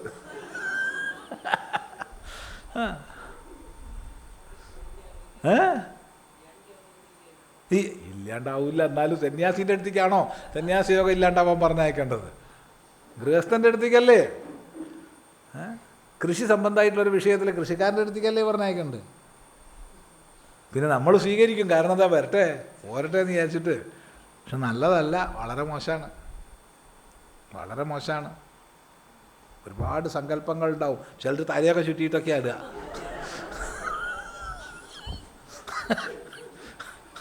ഇല്ല, മൊത്തം ചുറ്റിയിടുന്ന ആൾക്കാരൊക്കെ ഉണ്ട്. അയ്യോ, ആ മഹാഭാവമൊക്കെ എങ്ങോട്ട് കൊണ്ടുപോകും, നമ്മൾ മഹാഭാവിയായി പോയില്ലേ, എന്തൊരു കഷ്ടമാണ്. അതിനേക്കാൾ രസമുള്ളതൊക്കെ ഉണ്ട്. ഇവിടെ ഒരു കൂട്ടർ വന്നു കേട്ടോ, ഒരു താലത്തിൽ, വലിയ താലത്തിൽ. എന്താ താലമൊക്കെ കണ്ടു കഴിഞ്ഞാൽ തന്നെ കേമാ. തുണിയുണ്ട്, അതുണ്ട്, ഇതുണ്ട്. ഞാൻ ചോദിച്ചു എന്താ ഇപ്പോൾ വിഷയം? സ്വാമി, ഞങ്ങളുടെ ഒരു തറവാട് വകയിൽ പിന്നെ വിൽപ്പനയാവാണ്ട് കിടക്കണുണ്ട്. അപ്പോൾ സ്വാമീനെ വന്ന് നമസ്കരിച്ചാൽ അത് ശരിയാവുമെന്നാണ് ജ്യോത്സ്യർ പറഞ്ഞത്. ശരി, തറവാട് വിറ്റ എത്ര ഉറുപ്പ്യ കിട്ടും? എന്തായാലും 6 കോടി എന്തായാലും കിട്ടും. എടാ, നീ 101 ഉറുപ്പ്യ വെച്ചത്? 6 കോടി കിട്ടണതിൽ 1 കോടിയെങ്കിലും വെക്കണ്ടേ? ഇല്ലെങ്കിൽ ഒരു കരാറ്, വിറ്റ് കിട്ടിയാൽ സ്വാമിക്ക് ഞാൻ 1 കോടി തരാം എന്ന് പറഞ്ഞാൽ ഇത് 101 ഉറുപ്പ്യം വെച്ചിട്ട് എന്ത് വിട്ടിട്ടാണ് നീ ചെയ്യണത്? ചിലപ്പോൾ അവർ പറയും, സ്വാമി പൈസയ്ക്ക് വലിയ ആഗ്രഹമുള്ള ആളാണ്, പറഞ്ഞോട്ടെ, നമുക്കെന്ത് വേണം? ഈ അജ്ഞാനം ഇല്ലാണ്ടാവുക എന്നേ നമ്മൾ ഉദ്ദേശിക്കുന്നുള്ളൂ. അല്ലാണ്ട് അവൻ്റെ പൈസയും വേണ്ട, ഇവിടെ ഒന്നും വേണ്ട. 6 കോടി ശരിയാവാൻ 101 ഉറുപ്പിയായി കൈക്കൂലി. ഒന്ന് ആലോചിച്ച് നോക്കൂ. അതുകൊണ്ട് ജ്യോത്സ്യന്മാർ കുറച്ച് കൂട്ടി പറഞ്ഞു കൊടുക്കുക കേട്ടോ. ശരി. അപ്പോൾ ഏതായാലും ഇയാൾ ഈ ദക്ഷിണകൾ ഇങ്ങനെയുള്ളതാണ്. ഓക്കെ. നീയമാനാസു ശ്രദ്ധാവിവേശ. സൽബുദ്ധി വന്നു മകന്. അച്ഛന് നരകാണല്ലോ ഉണ്ടാവുക, എന്ത് ചെയ്തിട്ട് അച്ഛനെ രക്ഷിക്കാൻ പറ്റും എന്നുള്ള ചിന്ത മകൻ്റെ ഉള്ളിലുണ്ടായി. അതാണ്. നോക്കൂ. തംഹ നചികേതസം കുമാരം പ്രഥമ വയസ്സം സന്തം അപ്രാപ്ത പ്രജനന ശക്തിം ബാലമേവ ശ്രദ്ധ ആസ്തിക്യബുദ്ധി പിതുഃ ഹിതകാമപ്രയുക്ത ആവിവേശ പ്രവിഷ്ടവതി. കസ്മിൻ കാലേ ഇത്യാഹ ഋത്വിഗ്ഭ്യഃ സദസ്യേഭ്യഃ ദക്ഷിണാസു നീയമാനാസു വിഭാഗേന ഉപനീയമാനാസു ദക്ഷിണാർത്ഥാസു ഗോഷു സഹ ആവിഷ്ടശ്രദ്ധഃ നചികേത അമന്യത. തംഹ നചികേതസം കുമാരം പ്രഥമവയസം സന്തം അപ്രാപ്ത പ്രജനന ശക്തിം ബാലം ഏവ ശ്രദ്ധ ആസ്തിക്യബുദ്ധി പിതുഃ ഹിതകാമപ്രയുക്ത ആവിവേശ പ്രവിഷ്ടവതി. കസ്മിൻ കാലേ ഇത്യാഹ ഋത്വിഗ്ഭ്യഃ സദസ്യേഭ്യഃ ദക്ഷിണാസു നീയമാനാസു വിഭാഗേന ഉപനീയമാനാസു ദക്ഷിണാർത്ഥാസു ഗോഷു സഹ ആവിഷ്ടശ്രദ്ധഃ നചികേത അമന്യത. അപ്പോൾ ആ കുമാരനെ, നചികേതസിനെ, പ്രഥമ വയസ്കനെ, ജീവിതത്തിൻ്റെ ഒന്നാമത്തെ വയസ്സിലുള്ളവനെ, ഒന്നാം ഘട്ടത്തിലുള്ളവനെ, എന്താ അർത്ഥം? അപ്രാപ്ത പ്രജനന ശക്തി, പ്രത്യുൽപാദന ശക്തി ഉണ്ടായിട്ടില്ലാത്തവനെ, മീശയൊന്നും ആയിട്ടില്ല, മീശ താടിയൊന്നും വന്നിട്ടില്ല, അതിനു മുമ്പുള്ളവനെ, ബാലമേവ, ബാലനായിരിക്കുന്നവനെ, ശ്രദ്ധ ആസ്തിക്യബുദ്ധി ആവിവേശ, ആസ്തിക്യബുദ്ധി പിടികൂടി, ഹിതകാമപ്രയുക്ത, അച്ഛന് നന്മ വേണേ എന്നുള്ള വിചാരം, എൻ്റെ അച്ഛന് നന്മ വരണം. ഈ പണി കൊണ്ട് അച്ഛന് നന്മ ഉണ്ടാവില്ല, മഹാപാപ ഉണ്ടാവുക. അച്ഛൻ ചെയ്യുന്ന തെറ്റുകൾ കണ്ട് തിരിച്ചറിയാൻ കഴിയുന്നവനായിരിക്കണം മനുഷ്യൻ. അച്ഛൻ ചെയ്യുന്ന തെറ്റിന് കൂട്ടു നിൽക്കുന്നവരല്ല. അച്ഛൻ തെറ്റിയില്ല, തെറ്റ് തന്നെയാണ്. അതുകൊണ്ട് അച്ഛന് ദോഷം ഉണ്ടാവും. ഒരു മകൻ എന്നുള്ള രീതിയിൽ എങ്ങനെയെങ്കിലും അത് ഇല്ലാണ്ടാക്കേണ്ടത് എൻ്റെ കർത്തവ്യമാണ് എന്ന ബോധം ഉണ്ടായി. എപ്പോൾ? കസ്മിൻ കാലേ ഋത്വിഗ്ഭ്യഃ സദസ്യേഭ്യഃ, ഋത്വിക്കുകൾക്കും സദസ്യന്മാർക്കും ദക്ഷിണകൾ തരംതിരിച്ച് നൽകപ്പെടുന്ന സമയത്ത്. ഋത്വിക്കുകൾക്ക് എപ്പോഴും ദക്ഷിണ കുറച്ച് അധികം കൊടുക്കും, സദസ്യന്മാർക്ക് വേറെ ദക്ഷിണ, അങ്ങനെയല്ലേ? അതിൽ കണക്കുണ്ട്. ആ രീതിയിൽ എല്ലാവർക്കും കൊടുക്കുന്ന സമയത്ത് അതൊക്കെ കണ്ടപ്പോഴാണ് ഈ കുട്ടിക്ക് ശ്രദ്ധ ഉണ്ടായത്. അതെന്താ ശ്രദ്ധ ഉണ്ടാവാൻ കാരണം? കഥം എന്താ ഉണ്ടായത് പറയാം. പീതോദകാ ജഗ്ധതൃണ ദുഗ്ധദോഹാനിരിന്ദ്രിയാഃ അനന്താ നാമതേ ലോകാഃ താൻ സ ഗച്ഛതി താദദത്. പീതോദകാ ജഗ്ധതൃണ ദുഗ്ധദോഹാനിരിന്ദ്രിയാഃ അനന്താ നാമതേ ലോകാഃ താൻ സ ഗച്ഛതി താദദത്. പീതോദക, വെള്ളം കുടിച്ച് കഴിഞ്ഞവ. രണ്ടർത്ഥം എടുക്കാട്ടോ. ഒന്ന് നല്ല സുഖമായിട്ട് വെള്ളം കുടിച്ച് സന്തോഷമായിട്ടുള്ള പശുക്കൾ, ഇവിടെ അർത്ഥമല്ല. ഇവിടെ വെള്ളം കുടിച്ച് കഴിഞ്ഞവ. ഇനി വെള്ളം കുടിക്കാനുള്ള ശേഷി അവയ്ക്ക് ഇല്ല. ഇനി കുടിക്കണമെങ്കിൽ മലത്തിൽ കിടത്തി വായിൽ ഒഴിച്ചു കൊടുക്കേണ്ടി വരും. കുടിക്കാനുള്ള ശക്തിയില്ല പാവങ്ങൾ, ഇത്രയും വയ്യാണ്ടായി. പീതോദക ജഗ്ധതൃണ, നല്ലർത്ഥം പുല്ല് തിന്ന് സന്തോഷമായിട്ടുള്ള പശുക്കൾ. ഇവിടെ അതല്ല അർത്ഥം. പുല്ലെല്ലാം തിന്ന് കഴിഞ്ഞവ, ഇനി തിന്നാൻ വയ്യ, മസിലൊക്കെ പോയി വീക്കായി, ഇനിയൊന്നും പുല്ല് കഴിക്കാൻ പറ്റില്ല. ദുഗ്ധദോഹ, നല്ലർത്ഥം പാല് കറന്ന് സന്തോഷമായിരിക്കുന്ന പശുക്കൾ. ഇവിടെ അതല്ല, പാലെല്ലാം കറന്ന് കഴിഞ്ഞവ. നിരിന്ദ്രിയാഹ, ഇനിയൊട്ട് പ്രസവിക്കുകയില്ല, ഇന്ദ്രിയ ശക്തി കഴിഞ്ഞു. അങ്ങനെയുള്ള പശുക്കൾ വെച്ചാൽ ഒന്നിനും കൊള്ളാത്ത പശുക്കൾ, നീണ്ടു നടക്കാൻ ജീവനില്ലാത്ത പശുക്കൾ, വെള്ളം കുടിക്കാൻ ശക്തിയില്ല പറഞ്ഞാൽ പിന്നെന്താ. അങ്ങനെ ഒന്നിനും കൊള്ളാത്ത പശുക്കളെയാണ് ഈ അച്ഛൻ ദാനം ചെയ്യുന്നത്. നമുക്ക് വേണ്ടാത്ത വസ്തുക്കൾ, നമ്മൾ വിലമതിക്കാത്ത വസ്തുക്കൾ നമ്മൾ ദാനം ചെയ്യാറുണ്ടോ? ഉണ്ടെങ്കിൽ നമ്മളും ഇങ്ങനെയാവും കേട്ടോ.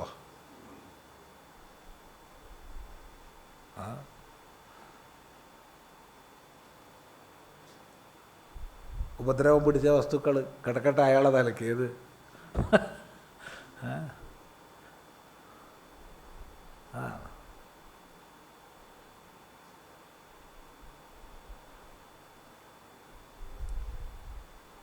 എപ്പോഴും ദാനം ചെയ്യുന്നത് ശ്രേഷ്ഠമായ വസ്തുക്കൾ വേണം ദാനം ചെയ്യാൻ. അത് പ്രത്യേകം ശ്രദ്ധിക്കണം. ഇത് അപകട. അപ്പോൾ ഇങ്ങനെ ദാനം ചെയ്താലുള്ള കുഴപ്പം എന്താ? നചികേതസ് ചിന്തിക്കുകയാണ്, താഹ ദദത്, ഇത് വൈദികമായ ഭാഷയാണ്, ലൗകിക സംസ്കൃതമല്ല. അവയെ കൊടുക്കുന്നവൻ,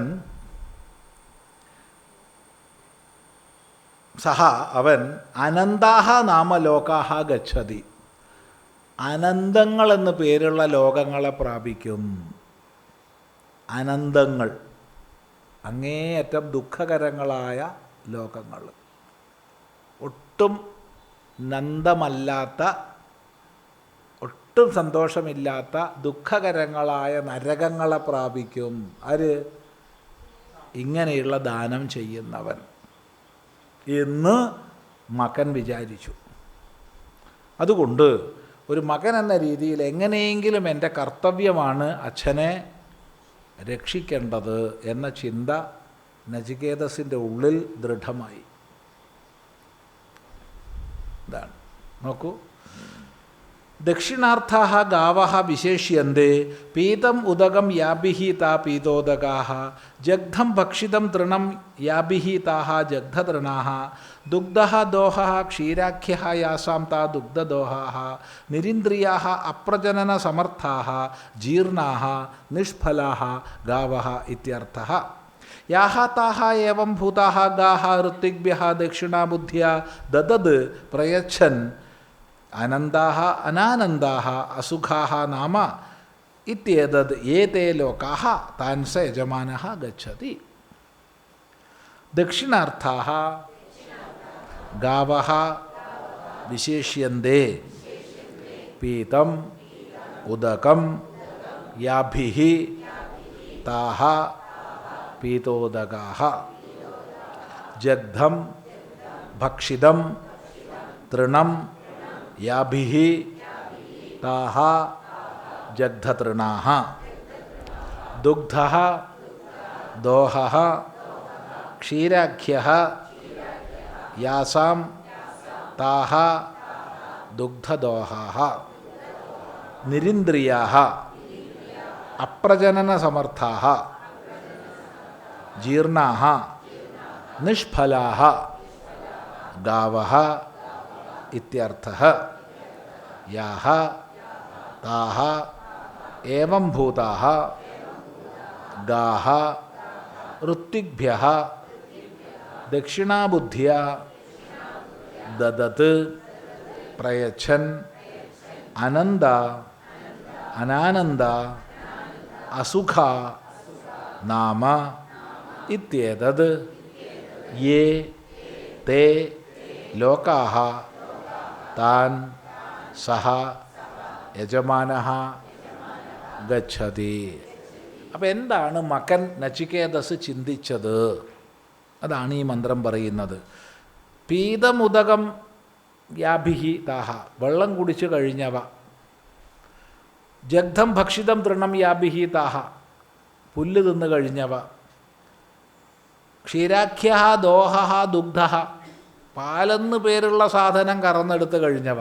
ഇനിയും കറന്നാൽ ചോരയാ വരിക. അതാണ് പാലെന്ന് പേരുള്ളത് കറന്നെടുത്ത് കഴിഞ്ഞവ. ഇനിയും കറന്നൂടെയെന്ന് ചോദിച്ചാൽ എൻ്റെ രക്തം വരും, അല്ലാണ്ട് പാല് വരില്ല. പോരെങ്കിൽ നിരിന്ദ്രിയാഹ ജീർണാഹ, ഇനി പ്രസവിക്കുകയില്ല, വയസ്സായി. അങ്ങനെയുള്ള പശുക്കളെയാണ് ദാനം ചെയ്യുന്നത്. ഏവം ഭൂതാഹ യാഹ ഗാഹ താഹ ഋത്തിഗ്ഭ്യഃ ദക്ഷിണാബുദ്ധ്യാ ദദത്. വലിയ കേമായിട്ട് ദക്ഷിണാബുദ്ധിയിൽ ഇങ്ങനെയുള്ളത് കൊടുക്കുക. ഇത് ഒന്നിനും കൊള്ളാത്തതിനെ ദക്ഷിണാബുദ്ധി കൊടുത്താൽ എങ്ങനെ ഉണ്ടാവും? അങ്ങേക്ക് ഇരിക്കട്ടെ, ഇത് കിട്ടിയാൽ അങ്ങേക്ക് നല്ല ഗുണമാവും എന്നും പറഞ്ഞ് കൊടുക്കുക. ബഹുമാനം പുറത്ത് കാണിച്ചിട്ട് ഇങ്ങനെയുള്ള ദാനം ചെയ്യാം. അങ്ങനെ ഉണ്ടാവും. അപ്പം ഈ പരിപാടിയൊക്കെ അന്നേ ഉണ്ട് അല്ലേ? ഇത് പുതിയ പരിപാടിയൊന്നും അല്ല, വേദത്തിലേ ഉണ്ട് ഇങ്ങനെയുള്ള ദാനമൊക്കെ. ഇങ്ങനെയുള്ളത് കൊടുത്താൽ എന്താ സംഭവിക്കുക? ദദത് പ്രയച്ഛൻ, കൊടുക്കുന്നവൻ എന്ത് കിട്ടും? അനന്താഹ അനാനന്ദാഹ, ഒട്ടും സുഖമില്ലാത്ത അസുഖകരമായ ലോകങ്ങളാണ്, കർമ്മഫല അനുഭവങ്ങളാണ് വരിക. ചെയ്യണതിന് ഫലം കിട്ടുന്ന ഉറപ്പാണ്. കർമ്മമുണ്ടോ ഫലമുണ്ട്. നമ്മൾ എന്താണോ ജീവിതത്തിൽ ചെയ്യണത് അതിൻ്റെ ഫലം അനുഭവിച്ചേ മതിയാവും. അത് ഉറപ്പാണ്, അതിൽ യാതൊരു നീക്കുപോക്കുമില്ല. ചെയ്യുന്ന കർമ്മത്തിന് ഫലം അനുഭവിക്കണം. അപ്പോൾ അത് വലിയ വിഷമായി മകന്. ഇത് മകൻ ചിന്തിച്ചു, യജമാന് ഇങ്ങനെയുള്ള ലോകമാണല്ലോ കിട്ടുക എന്ന്. എന്നിട്ട് എന്താ അപ്പം അച്ഛനെ രക്ഷിക്കാനൊരു വഴി? അപ്പം മകൻ ചിന്തിച്ചു, അച്ഛൻ സർവസ്വല്ലേ ദാനം ചെയ്യണത്? അതെ. അപ്പം ഞാൻ അച്ഛൻ്റെ സമ്പത്തല്ലേ? അങ്ങനെയാണെങ്കിൽ എന്നെ ആർക്കാന്നാവോ ദാനം ചെയ്യുക? അച്ഛൻ എന്നെ ആർക്കെങ്കിലും ദാനം ചെയ്തോട്ടെ, എന്നാൽ ഈ പാപമൊക്കെ തീരും. കാരണം ഞാനത്ര മോശക്കാരനല്ല. ഞാനും ഇതുപോലെ മോശപ്പെട്ടൊരു വസ്തുവാണെങ്കിൽ എന്നെ ദാനം ചെയ്ത അച്ഛന് പുണ്യമില്ല. മനസ്സിലായില്ല?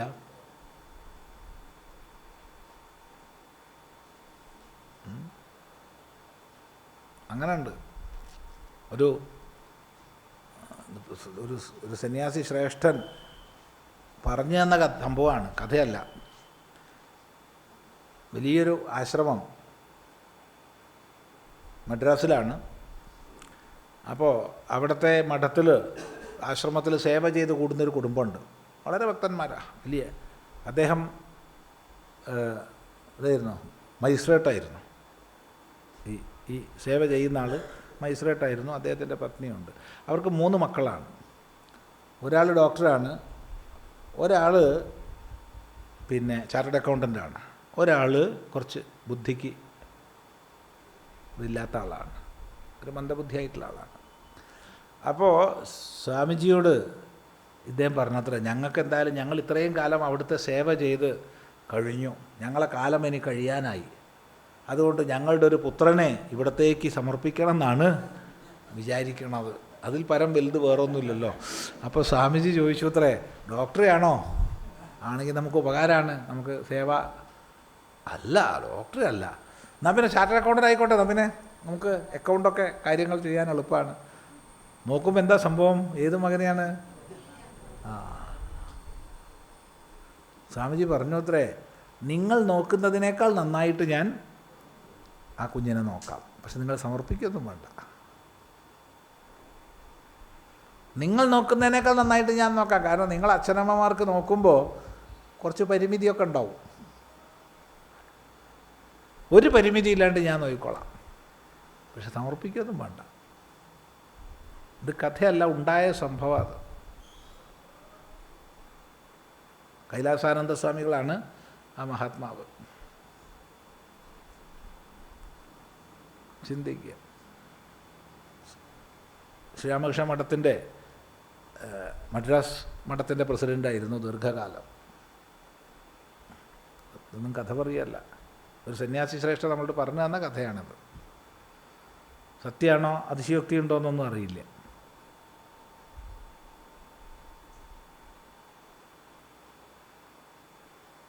അപ്പോൾ ദാനം ചെയ്യുന്നത് ശ്രേഷ്ഠമായതായിരിക്കണം, ഇല്ലെങ്കിൽ നരകഫലമാണ്. അപ്പം മകൻ വിചാരിച്ചു, എന്താ വിചാരിച്ചത്? സഹോവാച പിതരം തതഃ കസ്മൈ മാം ദാസ്യസീതി ദ്വിതീയം തൃതീയം തം ഹോവാച മൃത്യവേ ത്വാ ദദാമീതി. സഹോവാച പിതരം തതഃ കസ്മൈ മാം ദാസ്യസീതി ദ്വിതീയം തൃതീയം തം ഹോവാച മൃത്യവേ ത്വാ ദദാമീതി. അവൻ നേരെ അച്ഛൻ്റെ അടുത്ത് പോയി. സഹോവാച പിതരം, അവൻ അച്ഛനോട് ചോദിച്ചു, തഥാ അച്ഛാ കസ്മൈ മാം ദാസ്യസി, എന്നെ ആർക്കാ കൊടുക്കുക? നല്ല ചോദ്യം, വെറുതെ ചോദിച്ചതല്ല. ഇതൊക്കെ ചിന്തിച്ച് അച്ഛനെ രക്ഷിക്കാൻ വേണ്ടിയിട്ടാണ് ചോദിക്കുന്നത്. എന്നെ ആർക്കാണ് കൊടുക്കുക? ഇത് അച്ഛൻ മിണ്ടുന്നില്ല. അച്ഛൻ എന്ത് വിചാരിച്ചു?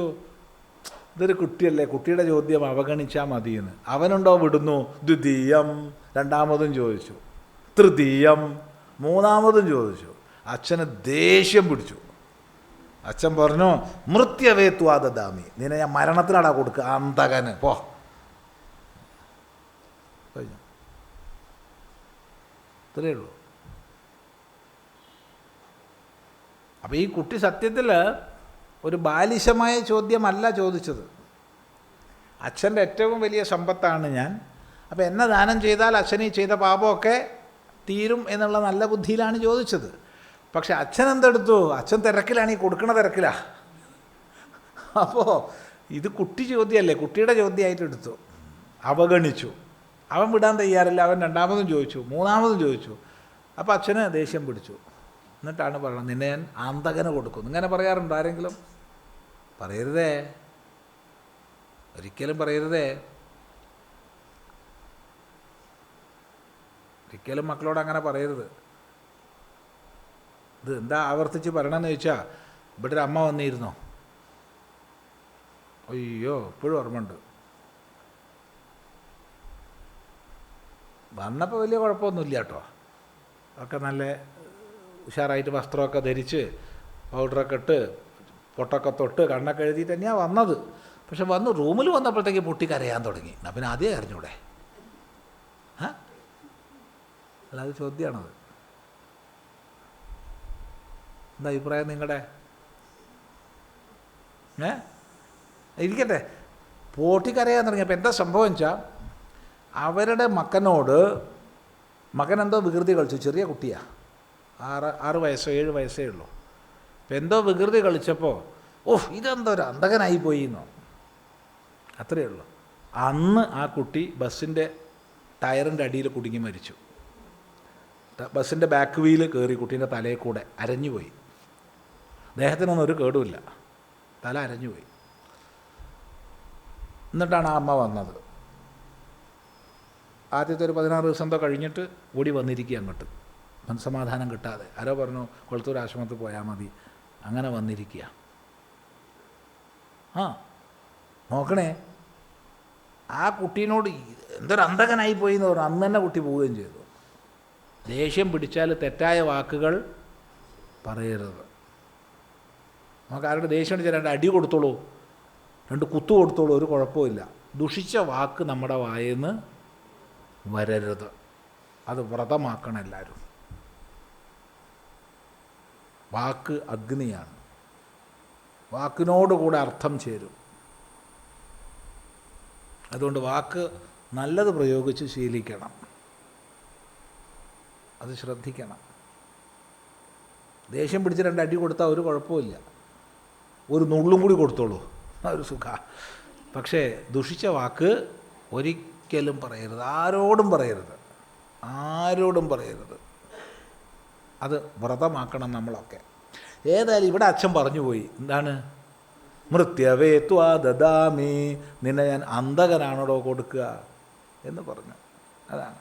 നോക്കൂ, തദേവം കൃത്വസമ്പത്തിനിമിത്തം പിതുഃ അനിഷ്ടം ഫലം മയാ പുത്രേണ സദാ നിവാരണീയം ആത്മപ്രദാനേനാപി ക്രതുസമ്പത്തിം കൃത്വ ഇത്യേവം മത്വാ പിതരം ഉപഗമ്യ സ ഹോവാച പിതരം ഹേ തത താത കസ്മൈ ഋത്വിക് വിശേഷായ ദക്ഷിണാർത്ഥം മാം ദാസ്യസി പ്രയച്ഛസി ഇത്യേതത് ഏവമുക്തേന പിത്ര ഉപേക്ഷ്യമാണഃ അപി ദ്വിതീയം തൃതീയം അപ്യുവാച കസ്മൈ മാം ദാസ്യസി കസ്മൈ മാം ദാസ്യസി ഇതി നായം കുമാരസ്വഭാവ ഇതി ക്രുദ്ധഃ സൻ പിതാ തം ഹ പുത്രം കില ഉവാച മൃത്യവേ വൈവസ്വതായ ത്വാം ദദാമീതി തദേവം കൃത്വസമ്പത്തിനിമിത്തം പിതുഃ അനിഷ്ടം ഫലം മയാ പുത്രേണ സതാ നിവാരണീയം ആത്മപ്രദാനേന അപി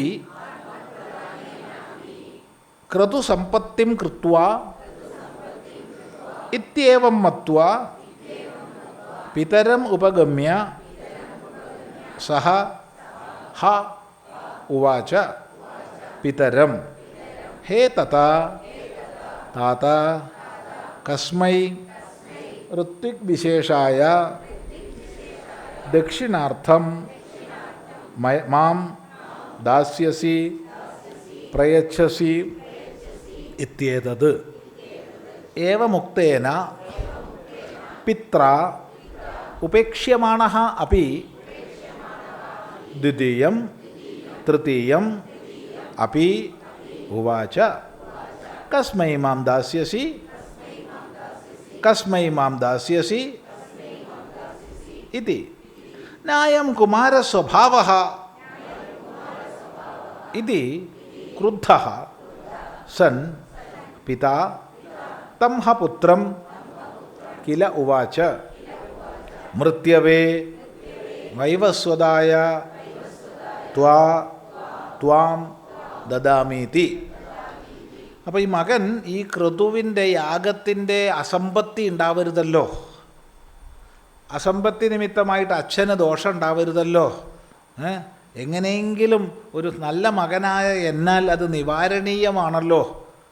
എങ്ങനെ? ആത്മപ്രധാനേനാപി, എന്നെ സ്വയം സമർപ്പിച്ച് ഞാൻ മരിക്കാൻ പോലും തയ്യാറാണ്, ഞാൻ മരിച്ചിട്ടാണെങ്കിലും തിരക്കേടില്ല, അച്ഛനെ രക്ഷിക്കണമല്ലോ എന്നുള്ള നല്ല ചിന്തയോടുകൂടി മത്വാ പിതരം ഉപഗമ്യ, അച്ഛൻ്റെ അടുത്ത് പോയിട്ട് ഹോവാച പിതരം, അച്ഛനോട് പറഞ്ഞു, ഹേ തഥാ താതാ അച്ഛാ കസ്മൈ ഋത്വിക് വിശേഷായ ദക്ഷിണാർത്ഥം മാം ദാസ്യസി, ദക്ഷിണയ്ക്കായിട്ട് എന്നെ ആർക്കാണ് കൊടുക്കുക എന്ന് നല്ല ബുദ്ധിയിൽ ചോദിച്ചു. ഇങ്ങനെ ചോദിക്കപ്പെട്ട അച്ഛനാൽ ഉപേക്ഷിക്കപ്പെട്ടു അവൻ. എന്നുവെച്ചാൽ അച്ഛൻ ഗൗനിച്ചില്ല, കുട്ടിയല്ലേ എന്തോ വിഡ്ഢിത്തരം പറയുകയാണെന്ന്. അപ്പി ദ്വിതീയം തൃതീയം അപ്പി ഉവാച, രണ്ടാമതും മൂന്നാമതും ചോദിച്ചു, കസ്മൈ മാം ദാസ്യസി കസ്മൈ മാം ദാസ്യസി, എന്നെ ആർക്ക് കൊടുക്കും, എന്നെ ആർക്ക് കൊടുക്കും.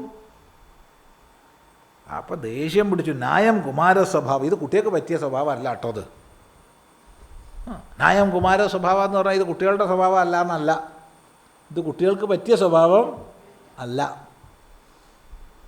എന്ന് നിശ്ചയിച്ചു. അച്ഛൻ ക്രുദ്ധനായി തീർന്നു, ക്രുദ്ധനായി. എന്നിട്ട് പറഞ്ഞു, തം ഹ പുത്രം കില ഉവാച, മകനോട് പറഞ്ഞു, മൃത്യവേ വൈവസ്വതായ ത്വാദദാമി, നിന്നെ ഞാൻ അന്തകനാണ്ടോ കൊടുക്കുക എന്ന് പറഞ്ഞു പോയി. ഇത്രയേ ഉള്ളൂ. എന്നിട്ട് എന്തുണ്ടായി നമുക്ക് പിന്നീട് വായിക്കാം. 4 മന്ത്രം വായിച്ചു എന്ന് കൂട്ടുക. ശരി.